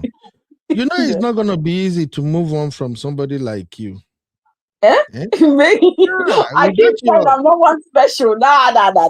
no, There's plenty of women out there. honey babe, you know you have innocent look, right? Or nobody have told you. You know you look innocent. Like the Do you first time I saw really? your picture, I don't want to believe this is honey babe. Even when I saw your picture, I don't want to believe this is honey babe. You look so innocent, like you can't even hurt a fly. Really? Like, Okay. yeah. That is why when I saw your picture, I'm like, could this be the same woman that is giving me boost on my channel? Oh, dear. So Yeah. honestly, you look innocent, you look calm, and then your structure, all those things are better package. So it's not gonna be easy for any man to just move on, honey babe. I So beg. wahala Even dey if go. I understand, but even if I was the most beautiful, it's been 11 years. Come on, man. Come Honey on. babe, it For still me don't matter. personally, people need to move on, myself included. As much as you're hyping me up, and I do appreciate what you're saying, I personally believe that everybody needs to move on. It's been 11 years between my ex-husband. I really don't think he's that Honey like that babe, anymore. honey babe, let me tell you something. May God Yeah. not let me, by God's grace, I wouldn't experience this. If my wife and I we get to a point that we divorce or something, and she's still single, 3 years, 4 years, 5 years, 7 years, she's still single. I go come back, come play Well, one okay, day. I will, Something guys. go I will happen. confess. He doesn't watch this show, but there was a time he came back after the 6th year. I said no. Honey baby, you are wicked. It's No, just no, no, no. fun. No, this time around is fun. Come on. Women don't know how to catch fun. This time around, you will be the side chick. Don't you get it, honey babe? I don't have time for that. Honestly, I don't. I Oh, don't. honey baby, you The are problem with me missing. is that with me, I'm very black and white. I'm all about you divorce, you're no longer together. I don't like to blur the lines. So unfortunately, I'm too No, uptight for that. honey Sorry. baby is actually fun. Let me just confess. If me and my wife divorce and she's still single, even if I move on, say I go marry, make her no come Sure. to me. I will still come back and keep my wife as side chick this time. It go sweet well. You're actually confessing that you're terrible. Oh, God. All right, let me take some comment. Hey, shout out to my Bilba, my beautiful sister Bilba. All right, Sister Toby, how you doing today, man? Sister Toby and Tribe said, does it matter though? So long as she's not your friend, then there is no betrayer. That is Sister Toby is talking about the lady reacting because the son dad is now dating the son's friend's mom. Thank you, Sister Toby, for that. I really appreciate it.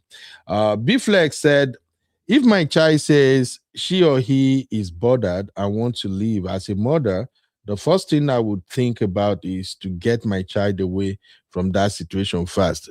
B-Flex, how is your son gonna feel like he's in danger just by his dad playing with his friend's mom in the pool?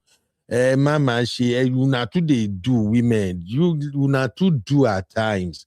That was why I asked Honey Babe earlier if Honey Babe think that boy is actually in danger just by seeing his dad and his friend's mom in the pool.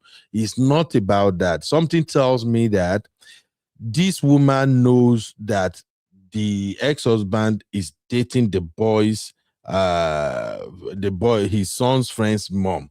She's not okay with it. I don't even think, I'm sorry to say, I don't think the son actually called and told the mom that he doesn't feel safe, that he wants to leave. I don't think so. I think she probably kept tab on that particular woman, and at that very moment when that woman was with her ex-husband, she called her son. It's not the son that called her. That's just what my instinct is telling me. I may be wrong, but I feel she's the one that called the son and asked the son if that woman is there. And instead put it in, the boy said that, are you okay? Do you want me to come get you? Should I come and get you? I don't see how that should be an issue at all. If she has given me any other reason, if she said, my son called me and said his dad is having argument with his girlfriend, that he does, honestly, 1000%, I'll say she's right. If he said my son called me and said his dad is not at home, the girlfriend that happens to be his son's friend's mom is in the house, and the son say he doesn't feel safe because the dad is not there, I will agree with that, but not your son. That's why I played the video several times. Go and watch that video on our Patreon. It doesn't sound well. Your son called you and your dad is in the pool with your friend's mom, and you don't feel safe. Mom, can you come get me? Come on. This is just flimsy excuse. So Bflex, I disagree. Thank God I not even quick see your. I read your take, but thank God I don't get time to follow you do back and forth. You don't follow me drag today. Sister Yiku said, for not having a conversation with him and just jumping in her car to pick him up, that's usually was wrong. He's not an infant and she posed no danger to him. Absolutely. That boy is around 9-10 years old. I don't want to put the kid face on right here, but it's on a TikTok. Go and search for Aisha Simon. Scroll all the way down. You will see the boy, you will see the dad and everything. 10 years old. In this America, before 10 years old, go tell you say they don't feel safe just because dad and mom no be the 10 years old we have now. I'm sorry, a boy for that matter, no.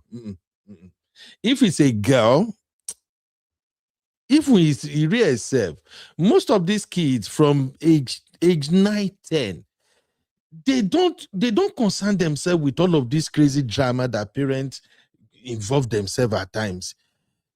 Parents are the one who are putting all this rubbish into the kids' head. And if you go and watch the full video, you will notice as she continued to shalaye publishing more video, I was getting the energy that I think now the kids are missing their dad already. And the kids are putting pressure on her. Remember, she said the son is the one that called her. Now, because the dad is equally mad now, the dad is feeling like, no, you went too much. The dad now push both the girl, and the daughter is a beautiful daughter. The daughter just graduated middle school. Very beautiful girl. So now the dad have to push both the daughter and the son and say, unless it's emergency, I don't want them to call. Let me tell you, my sisters, please, this is not me doing brotherhood. It's just for the sake of lesson of our children. When you see a dad that doted on their kids, when you see a dad that really bond with their children, the things they are doing in their children's life, even you will be their mama, you know if you do some of them, especially when your children don't they become teenager and they are getting to a point where they start spending money and they start lying to go to places and they start going to places. What a loving dad can do, your boyfriend, if you know if you do amo. I'm telling you honestly speaking. This man has a teenage daughter. I know what my daughters are doing as a teenager. Being teenager means they've started spending small amount of money. Even you will be their mama. There are some things they just need money to buy at a time that you will question them as a mom. But that we just overlook. I've lost count of how much of my money my children they spend like that at times. Just some $30, $20 things, just like that. Even me, I'll look and say, this you know even make no sense. Sometimes they can just get up and say they want to eat pizza. They can just go to their dad and say, Dad, can you order pizza? Honey, babe, you are a parent. Let me know if I'm wrong. You can have food. You can have food in the house. And these children will say, you have food, have everything everywhere. They will just say they want something. You as a parent, sometimes your instinct will be like, what the heck, why? But if they have a dad that is present in their life, especially girls, they will walk to their dad and say, Dad, I want this. And guess you what? Some of us, dad, with the over pamper, I know I'm guilty of this. Okay. So sometimes we really don't care. Now, Imagine the father now tell the sons and the daughter, go and live with your mom permanently. I don't want to. I think as much as what you said makes sense, and I've had a situation with a friend of mine where that has happened, and I had a conversation with the dad, and you know me, I do case by case, so no one should even try that gender bias thing for me. What I'm saying is that the dad actually said, out of anger, which is wrong. I think you should be able to control your emotions when it comes to co-parenting. He said that she wants to do everything. I let her have the kids, so I don't want the kids with me. So there could be context and a reason why he's saying it. I'm not saying he's right, but I stand on what I said. Even if your child calls you, see, the thing is, before you got divorced, you was okay for your son to stay with your dad when you was living in the same house. So unless there's safeguarding concerns, I think we need to be very, very careful. If your son calls you from your dad's house and you have a legitimate safeguarding concern, then you escalate it. You get social services, you get the police, and you do what needs to be done. But I doubt if it's a safeguarding concern. My issue is this, and even if you think that, yes, your child's uncomfortable, yes, at 9, he's young, they're not adults, I get all you're saying, he's still the father of your child. I think there has to be some element of respect to call him and say, listen, John has said that he's not comfortable. I'm coming to the house. I'm going to pick him up, or can we have a discussion because John doesn't want to stay in your house. It's something as simple as that. So I think we need to be careful because these are the same children that when you were still married, you was okay for the father to be alone with your child. But suddenly that he has a girlfriend, it's an issue. And I do understand grooming, and I do understand there, and we need to be aware that it happens not just to girls, but to boys. I get it. But unless there's a safeguarding concern, I think we really need to be cautious the way that we take action and quickly say, oh, I'm taking out my son. He's still the father of your child. Absolutely. Thank you, honey babe. B-Flex says, don't misquote the word you, sir. I don't trivialize my kids' feeling because I think they are old enough to deal with whatever is going on in their dad's house. B-Flex, I won't talk. Okay, man. All right. That's a good one. Uncle Patrick said, thank you, honey babe. The lady in question is running away from accountability. Good luck with her posting gazillion videos. She needs to continue with her therapy and stop social media ranting. Dari said, they are kids. They are still groomed. You can't deduce how they respond to messages the kids get from parents. Okay. Did you say, okay, thank you for that. Sister Kudirat, how are you doing, my lovely sis? Sister Kudirat said, it's a betrayal on the son as well. And it could be uncomfortable. Absolutely. Sister Kudirat said, go for therapy. You cannot control everything, including others. Absolutely, my sister. Thank you for that. Sister Kudirat said, it is the children. I'm sorry for using their children as ping pong. It is the children. I'm sorry for using their children as ping pong. I don't pity her at all. Find your own peace. The children need your support. The man knows it is emotional blackmail using the children. Absolutely. I think the man went too far anyway, but I also think he wanted to make some point clear to the ex-wife. Honestly, when I see, I'm so sorry to my black sisters. When I see American, honey babe, don't push me. Don't push me, honey babe. You won't go push me enter wall now. But basically, what I'm gonna say is that when I see an American woman, especially an American black woman, calm down and explain a situation, and she does not mention one or two things she did, but she was so calm and telling the story that makes the other party looks really, really bad, I am not buying it. I'm sorry, that is just me. I'm not buying it. But when I see an American woman that tells her story and she was being emotional and she was saying everything, I tend to listen to them the most. Because when they are in their natural habitat and speaking, they will tell you everything. Even when they are wrong, they won't care. They will tell you everything. You see what to work with. But once you see American woman become extra calm and telling a story that make her appear like she did nothing, I usually don't buy the entire story. I know there are some truths to the story, but I won't take all the story, hook, line, and sinker. So she's a great storyteller, but as soon as I get to those areas when she started throwing shade, started cursing people out, Morning and I know happy something was up. Saturday. Y'all don't look Mm, at the lint on my shirt. I'm getting ready to go get a lint. uh, Hello. Y'all, I know that I said I'm not going to speak on this okay. situation anymore, but I like the think this is comments one keep video coming where she in, and really it's went out like and blasted everybody. I'm looking at the ones that like come up on. I'm not like looking at the video comments, but just the ones that pop up on my phone. And for the men who say negative things, I'm like, yeah, okay, whatever, like whatever.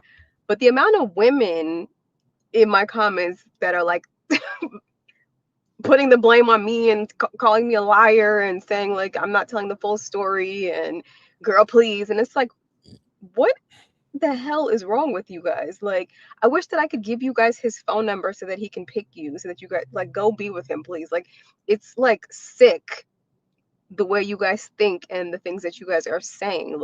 Why on earth, if I did something to trigger all of this nonsense, why on earth would I be telling you guys about it? Like, what would be the benefit for me if I was the one causing all the chaos? Like, what is wrong with y'all? Like, it just goes to show like how sick a lot of you guys are in your hearts, and like how you need to heal. Like, so many of you guys are so broken and so sick that like it's scary to read these comments. Like, what the hell are you guys even talking about? I have explained the situation all the way through as much as I could, and that's what you're getting out of it. It's like, girl please, like, you did something to him. No, I didn't. And he'll tell you that. Like, give him another week for him to come back out of his. I can't wait for him to send me his paragraph of how sorry he is that he did this and blah blah blah blah blah, because it's coming eventually, so that y'all can read it, so that y'all can feel better. Because like, I don't know what the hell is wrong with you guys. Like, it's really sick to read. My goodness. Somebody said, I'm so sick of low vibrational black bitches like you. And I'm like, low vibrational is what you got out of this. Just the fact that you're even saying low vibration lets me know like what type of person you are, like, so I can't let it get to me. But like, it's bizarre, y'all are fucking crazy. Okay. A lot of you need to Honey babe. Yeah, I was just going to say one thing, and this is why I said that being a parent, and even me, that my son triggers me, don't get me wrong. Even today, he mess up in school. That's a conversation with him and his dad tomorrow. But what I'm trying to say, being a parent, right, I don't think we realize the responsibility. And I'm going to be honest, if I know what I know now, would I? Question mark. I'm going to be honest, guys. I don't pretend to be someone that I'm not. But one thing I will say is that it's a lot of responsibility. And if you're not willing to be selfless, I personally believe that you have no business being a parent. Even if the narrative is that, according to her, she did nothing to trigger him. All the time she has spent coming on social media practically every day, I don't know if it is every day, for 19 videos, you couldn't have a conversation. And according to her, she has relationships with the sister and the grandmother. You couldn't spend that same energy saying, listen, this is what your son said. We need to have a meeting. We need to settle it because the kids need their dad. There's nothing about that. Whether she's done that in the background, I doubt it, because she's spending all of her energy coming on social media and insulting people that are giving her comments, even though I don't agree with some of the comments, rather than focusing on, okay, I need these kids to be with their dad. Because personally, for me, every child needs their mom and dad, even if you're no longer together. And I do not understand in people's psyche where that is not coming into your brain, that, you know what, rather than coming on social media and ranting and raving with her 19 videos or 20 or how many you said you be, she's not saying, reaching out to the auntie, I need to speak to your brother because I need to resolve this issue. The kids have not seen their dad for a week or 2 weeks or how many weeks. they are distraught. Why is she not focusing on that? And all she's tripping about is, I want to trend, and doing 19 different videos. Make it make sense. Honey, babe. So I'm glad that at least. Am I wrong in what I'm saying? I just don't know. This is why I said that the priority should be the children. I've had to humble myself Absolutely. many times. I've had arguments with my ex-husband, and I've had to humble myself that, listen, I'm sorry. We need to resolve this so that we can settle and co-parent successfully. I've had to do that.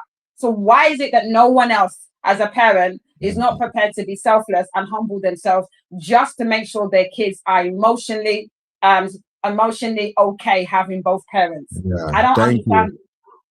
Thank you, my honey babe.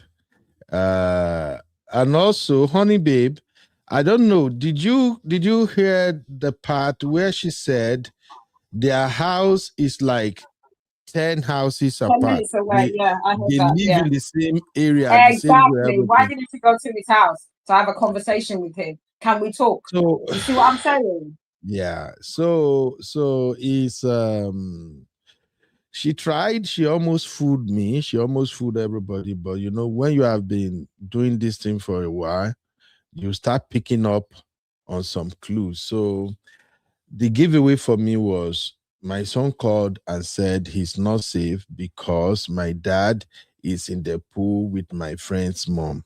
That was just what tells me, nope, Sorry. nope, Yeah. Sorry to something is not interrupt. right. Co-parenting, sorry, sis. And you said something about this is not the first time.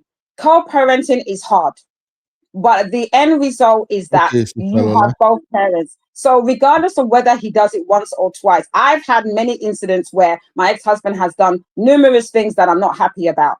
Yeah, unless it's safeguarding concerns or risk to my own life, I keep trying. And I keep trying to make sure we have a good parenting relationship. So that's not an excuse. I'm sorry, it's not. You keep it going. Okay, now let me also, I think we cover a lot in this short live show, honey babe. Let me also refresh our memory again. There was a point on this show when honey babe and I we spoke about the fact that exes, they have this pettiness kind of things going on until they both matured. Especially the moment they start co-parenting and their exes, they will be playing all kinds of games and things like that. This is what me I just know and what I can advise people to work on. Don't use your kids as pawn in your fight or in your attempt to get back at each other because you are no longer together. When we talk about maturity, maturity is how you can manage yourself, manage your children, and manage your your interaction with your ex in a way that it doesn't come off as if you still have some resentment towards them. I know it's not easy to do, but both man and woman need to learn this. And I see what Sister Lola is saying. Honestly speaking, if you go to her channel and read the comment, everybody buy the story she was telling. Everybody. I bought it the first time, but I just feel like I thought it was just a one-time video, honestly. Out of curiosity, I just feel like this story doesn't line up. How can a man who has been a caring dad, who loves his children, 4 children in America, for my people in the UK, in case you don't know, here in America, we have a lot of babawiri fathers here. Deadbeat dad. It's like they are manufacturing deadbeat dad, especially in America. There are some great dads, but a lot of, especially in our black community in America, the deadbeat dads number is skyrocketing. So when you see one who actually step up and step in, bond with his children, not one, not two, 4. It means a lot too. And it tells so much about the man's character. This lady did not tell me what went down in her marriage, but I suspect the reason the marriage broke down is probably the man is cheating. But with everything she have said in the video, this man is not a terrible man. No. He's not a terrible man at all.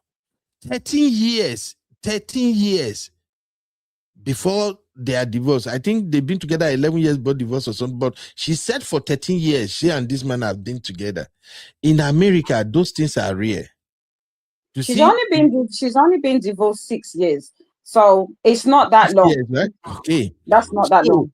If they have good rapport, good co-parenting and everything ongoing, I don't think that man is really terrible like that. It's just that the stupid game they are playing, she has her own way of pressing that man's neck. I've seen women like this before.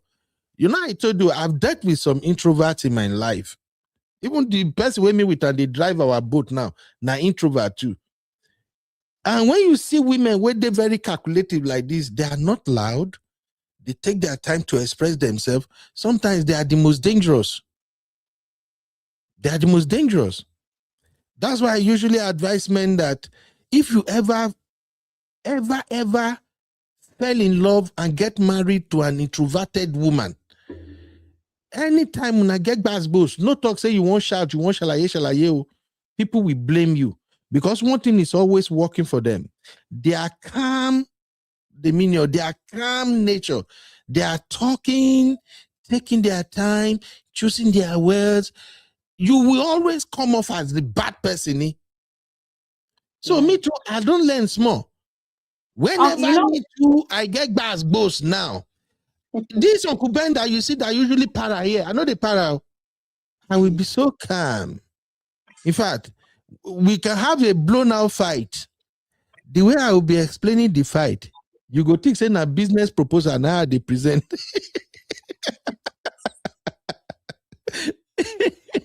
Honey, babe, any last word? I remember.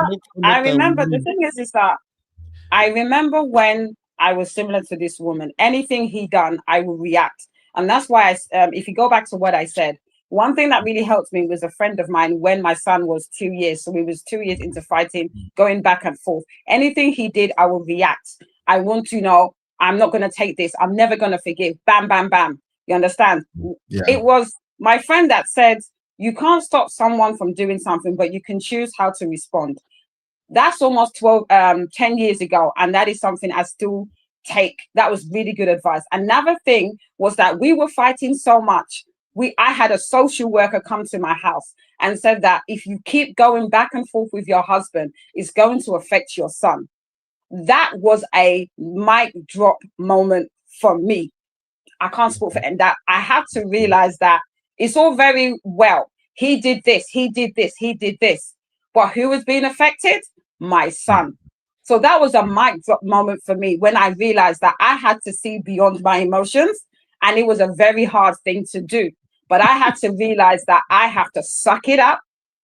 Even someone that I still personally do not like, but he's 12 years later, but he's still the father of my child. I have to find a way to have some type of co-parent relationship with him. So when I'm saying all this, I'm saying this from a point of experience. If you are so caught up in he did this, he said this, and you don't think about your child, you're a very selfish person. Thank you, honey babe. All right, that is where we're gonna draw the curtain on today's show. Honey babe, you have been a wonderful co-host with me today. I don't know what happened to my baby girl. I think Abby is kind of really busy this week. I'll be really busy, true. Business woman. Our Abby now. When I know that girl, the guy they pull it to. But honey babe, thank you for helping me make this make sense. Please, if you want to watch the full video, if you want to watch the full video without skipping or going on TikTok, please go to our Patreon. Is the latest post over there on our Patreon. I'm gonna share the link from our Patreon now. Where is it? Okay. So this is the link from our Patreon. Go and watch the full video, form your opinion. We can continue the conversation in our chat. Okay. This is Patreon. We can continue the conversation in our backstage. I got to go now, but everybody, please learn. To this beautiful woman, even though I don't know you, sister, this is what I can tell you. You seems like an amazing woman. At 39 years old, you look really, really good, honestly. You look really good. You are beautiful. You are well spoken. You, honestly, I still believe if it is not cheating, I still think your marriage will work. I see you like, she's really, I just like her disposition, honestly. And I'm so sorry you find yourself in this situation where you and your ex are now beginning to put your children in the midst of this drama. I also understand that it looks like your children are putting pressure on you, because I know this for sure. If a dad is really, really good with his children, if their mama do something that make that papa use the children don't find it easy with their mom. I'm sorry, sister. It is what it is. Children usually don't find it easy with their mom, because it's like, Mom, why did you provoke that? And to be honest, we fathers, we can, especially when we want to do manipulation, we can be extra, extra nice to the children. And the children will just believe that mama is the problem. So, sisters, you got to calm down at times. That man seems like a great, great dad, because even if you watch the full video, she got to a place where she was talking about how the other two children from previous marriage, how they talk about their dad. How did the other two children talk about their dad? Also established that the dad is really, really good with his children. So, my sister, what I can tell you is this: if your husband is the type that really love children and really spend time with them and play with them, be careful, or else you will be the bad cop. Most time you will be the bad cop to the children. Men, may God forgive us, we do that shit a lot at times. It's so easy for us to spoil the kid. It's so easy for us to allow them get away with some things at times. And you being a mom, you always want to make sure you keep them on their toes. So imagine that already. And now, children that used to go to their father's house, where the 10-year-old boy probably will have his own game console in his own room, where he felt balanced, living with his dad. This boy, according to her, that boy go for soccer practices, games and things, and the dad is always there. Some father born with their children differently, both boys and girls. So, my sister, if you observe that your ex is really good with their children, you got to be careful. If anything go wrong, the children will blame you.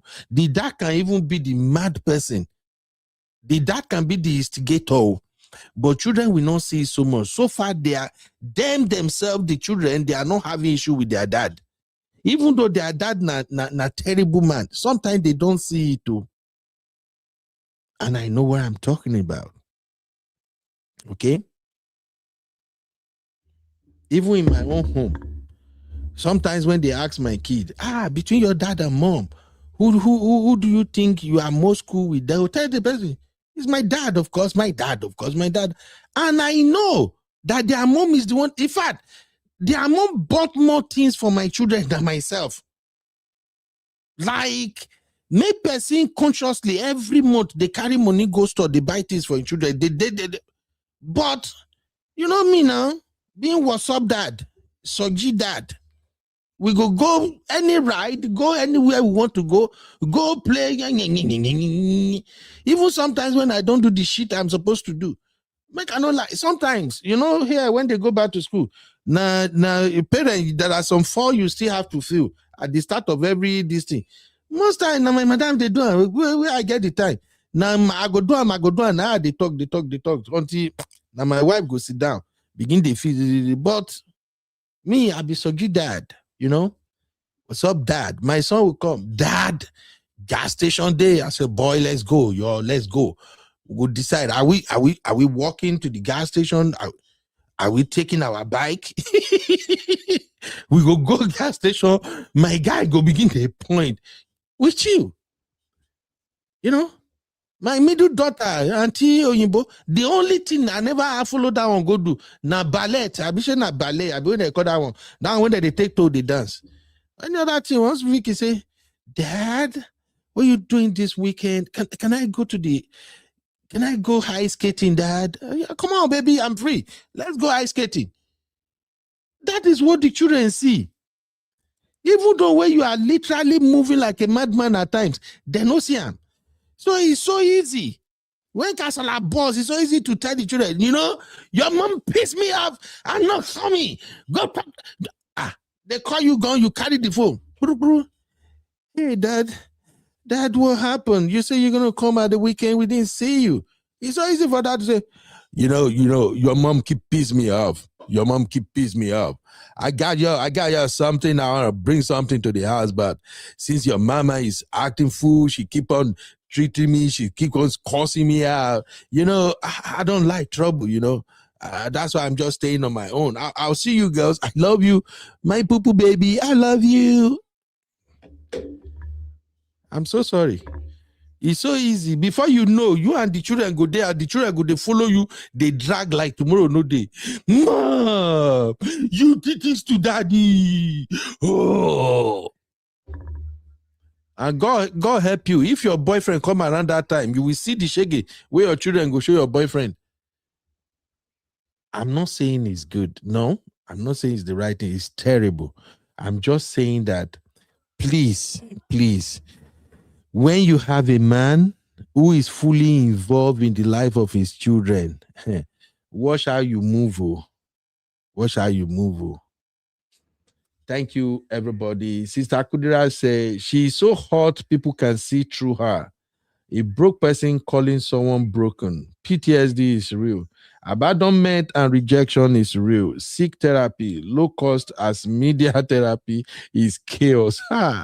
Sister Kudirat, why are you like this now? Shout out to, is that Okusaya, Toby? Oh, yeah. How are you doing, Toby? You welcome my lovely sister. So, Sister Toby said, Kudirat, you are so right. There is definitely a ping pong going on here. Personal therapy is needed, then co-parenting therapy. They are triggering each other and reacting to each other's negativity. Oh, I love you, Sister Toby. God bless you for that point right there. You are so right. Auntie Lola said, are we going to ignore the beat that she said it's not the first time he has done this? And you are right, Auntie Lola. I'm not sparing that man. That man seems like somebody who can do that, especially when I go through her channel. When I go through her channel and I saw 1 or 2 or 3 pictures of him with his children, no, that man can do something like that. That's a man who loves his children. And something still tells me they still love each other. This lady loved that man, and that man seems to be great. But I think when you have a good man like that in a place like America, other women will be coming for that man. That's why I tell you, sisters, protect us. Women like good thing. Una no go here. Rather, una go do agidi. Protect us in this abroad. When you see a man that is good, don't argue, don't fight.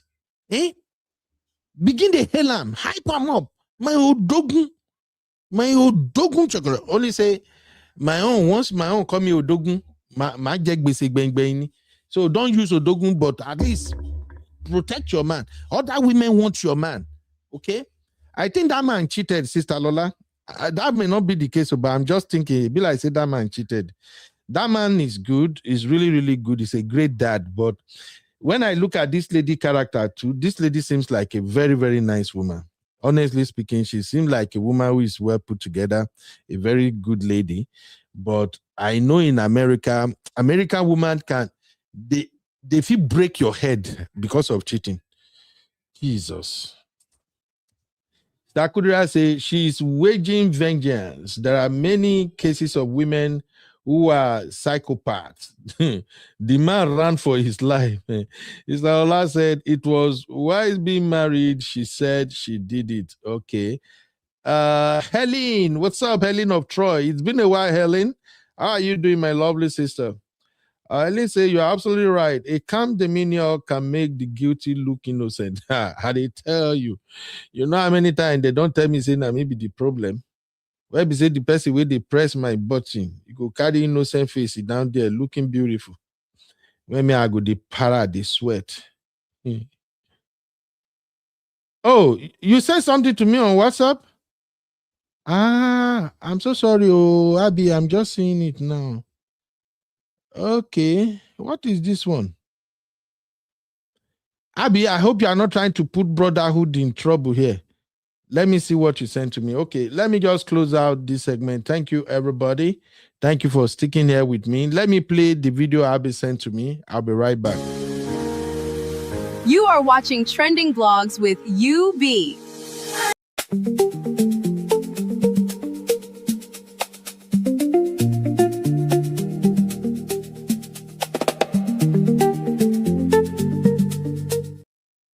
All right.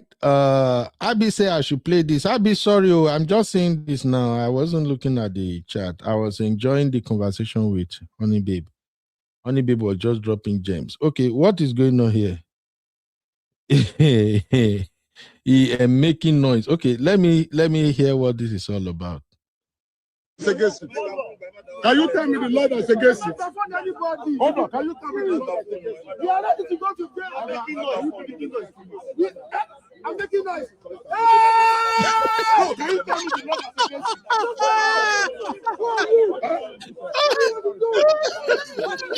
it? Please tell me what Lord is against it. I mean, you are wrong for this. I'm so born. You are ready to go to jail. I'm making noise. I'm making noise.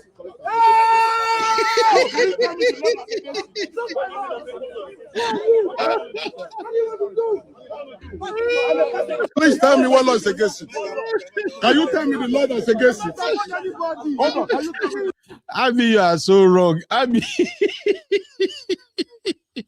So, Abby, even if you are not in the studio, you are still throwing shade at me. Abby say UB is like this. Where sister who say he's shouting, then he shout more. Abby, if I catch you, Auntie Oyi, I thought I saw you earlier, Auntie Oyi. How are you doing, man? I don't miss my Auntie Oyi. Where did Auntie Oyi talk here? Let me see. Let me see. Okay, Adeoye said, I won't lie you, it will pay me if my ex start dating our son's friend's parent. Adeoye, if you send your Bora Bora ticket. Thank you, all my sisters. I see that everybody really understand the nuances around this story. Thank you, Auntie Oyi. I just knew immediately she said, oh, my son said my friend mom is in the pool with my dad. I just know a lot of women won't take that. Many women, I have a lot of friends who are divorcee and things like that. And when we talk, I can tell that many of them don't care what their ex does after they have moved on.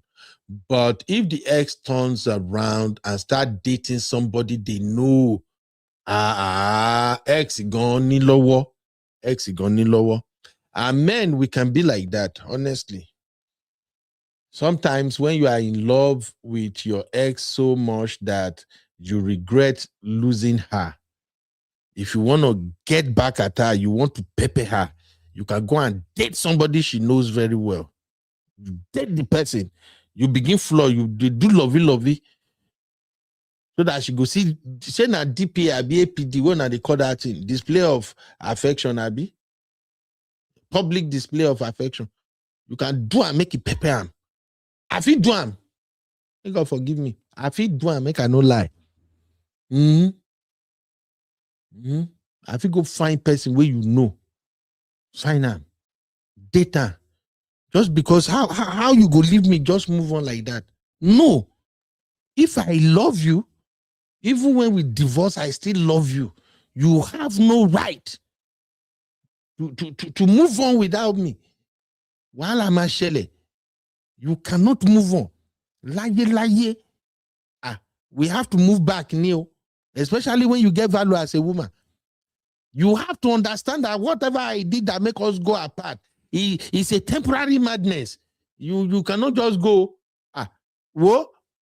And if you move on, self, if you go and carry a boy that looks like Chike, I'm still coming for you. You better go and carry one old papa, so that when I compare myself to that old papa, I can say, you know what, I'm looking good. You see what she can get, that what she can get. But if you dare go get Chike, whoa, I go do this thing for now. I go do Frank Edoho for now too. My frustrated me. How dare you go and follow somebody younger? No, only happen. I love you, Ni. You can even when we divorce, we are still tied together. I can come to your house. If my son call me and say, Daddy, I think mommy boyfriend is here. If my son tell me that thing, 11:30 in the night, I will be in your house by midnight just to come and knock door. Just create something. That stupid boy cannot climb, cannot eat my cake. Go possible. The best solution is for you to come back. You come back, we make it work by fire, by force. If I love you and you divorce me, you go nowhere. Even my madam knows. Sometimes when we watch some movie and we crack joke, they tell her, the best way you can leave me and you go scot-free is for you to first of all return my heart. That my heart, where you swallow, you return them first. And then you can do something that can really make me hate you that deep. But say we just get one issue. Maybe I mistakenly fell into Kwekus and you divorce me just like that. Oh, Paro, there will be no peace for nobody. I no go get peace, you no go get peace too. I'm a double boy until you come back to me. And if I be things saying see person they shout, you never see person they shout, I will shout more than this guy. Hold on, can you come in? You are ready to go to jail. I'm making noise.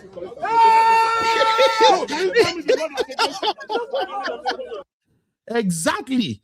That is how I will shout. Oapo. It be like women never know something. As men, we don't fall in love easily. When we fall in love with you, we are in love with you. Even when we fuck up, you divorce us, we are still in love with you. We love you till tomorrow. We will monitor you, social media. I will come to your church. The church where you go, I will come worship for there. Just for worshiping sake. I'm not going to talk to you, but I will just show up at your church. I will give the church better donation self. If I love you, you are in trouble. And in case you don't know, that is how many brothers feel, especially when you are a valuable woman. Just because we make one small mistake, we just fall on small quakus. You can't say marriage is over. Marriage go where? Auntie, you better sit your yash down. If you want me, we buy you moto. May we take apologize. May we buy moto. Even whatever thing you want me, we do. May we take beg you. We beg you. We die here together. If you want to divorce me and go scot-free, return my love, and we not go have issue. Thank you, ladies and gentlemen. I'll see you all tomorrow. Eshegon. Abi Amabuku. Abi, I know they shout like this, so I don't know where you go carry this one. Come, bad girl. Thank you. I love you all. Bye-bye. Uncle Dio. Uncle Dio, you know if you can't give me back up today. No wahala. I love you, Uncle Dio. Bye-bye, everybody. Sister Yinka, no even try to preach for me. Sister Yinka, Arikemi, nobody should preach for me. Now, my mind, I don't tell you now. So, I love you, Ni. He said, my love, day easy. Go ask the one where I carry for house. And they suffocate her with love. Ni. He walk here. Ma try me. Hey. Even my madam said, they tell people, hey, you know my husband now, guy. You don't want to see my husband when he's girl also. If I made my mistake, find me. Just tell me, babe, take me to Dubai if you want me to forgive you. Or I swear I go work overtime, I'll find the Dubai money. But you are leaving, go where? Hey, your new man self, your new man go call you, tell you, say, I love you, mama. But you see this, your ex, I see this guy, I love you. I still value my life. Your new man fit come park in front of your house. One of the back tire for a motor go miss before they break. And you tell it, I laugh in Japanese. Bye-bye, everybody.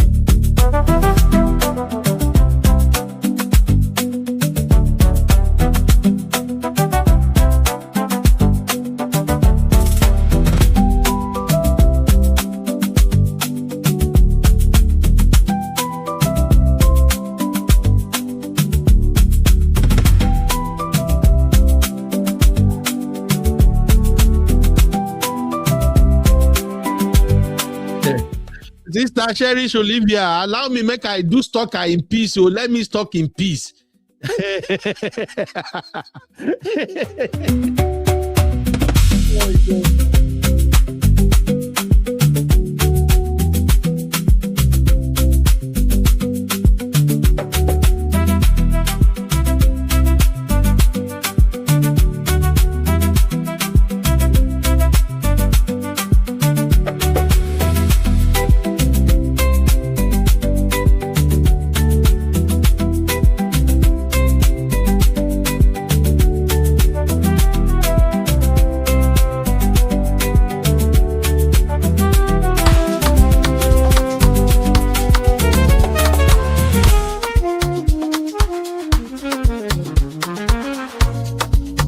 Yeah, yeah, yeah. You be in the building. Hey, vibe with Uncle Beno. Let's go. Now happy hour things, you know. Hang out with you, babe. It's our vibe tonight. Hey, laugh and learn. We shining bright. Oh yeah. You be stories, life lessons time. On the Uncle Beno show, everything feels right. From the streets to the world, we talk real talk. Vibes on the beat, make the whole place rock. Happy hour flow with smiles non-stop. Sip and chill with you, be the energy on top. You be stories dropping them every day. Wisdom for life, the African way. From the grind to the glory, hear what we say. Tune in now, don't delay. Hang out with you, be it's a vibe tonight.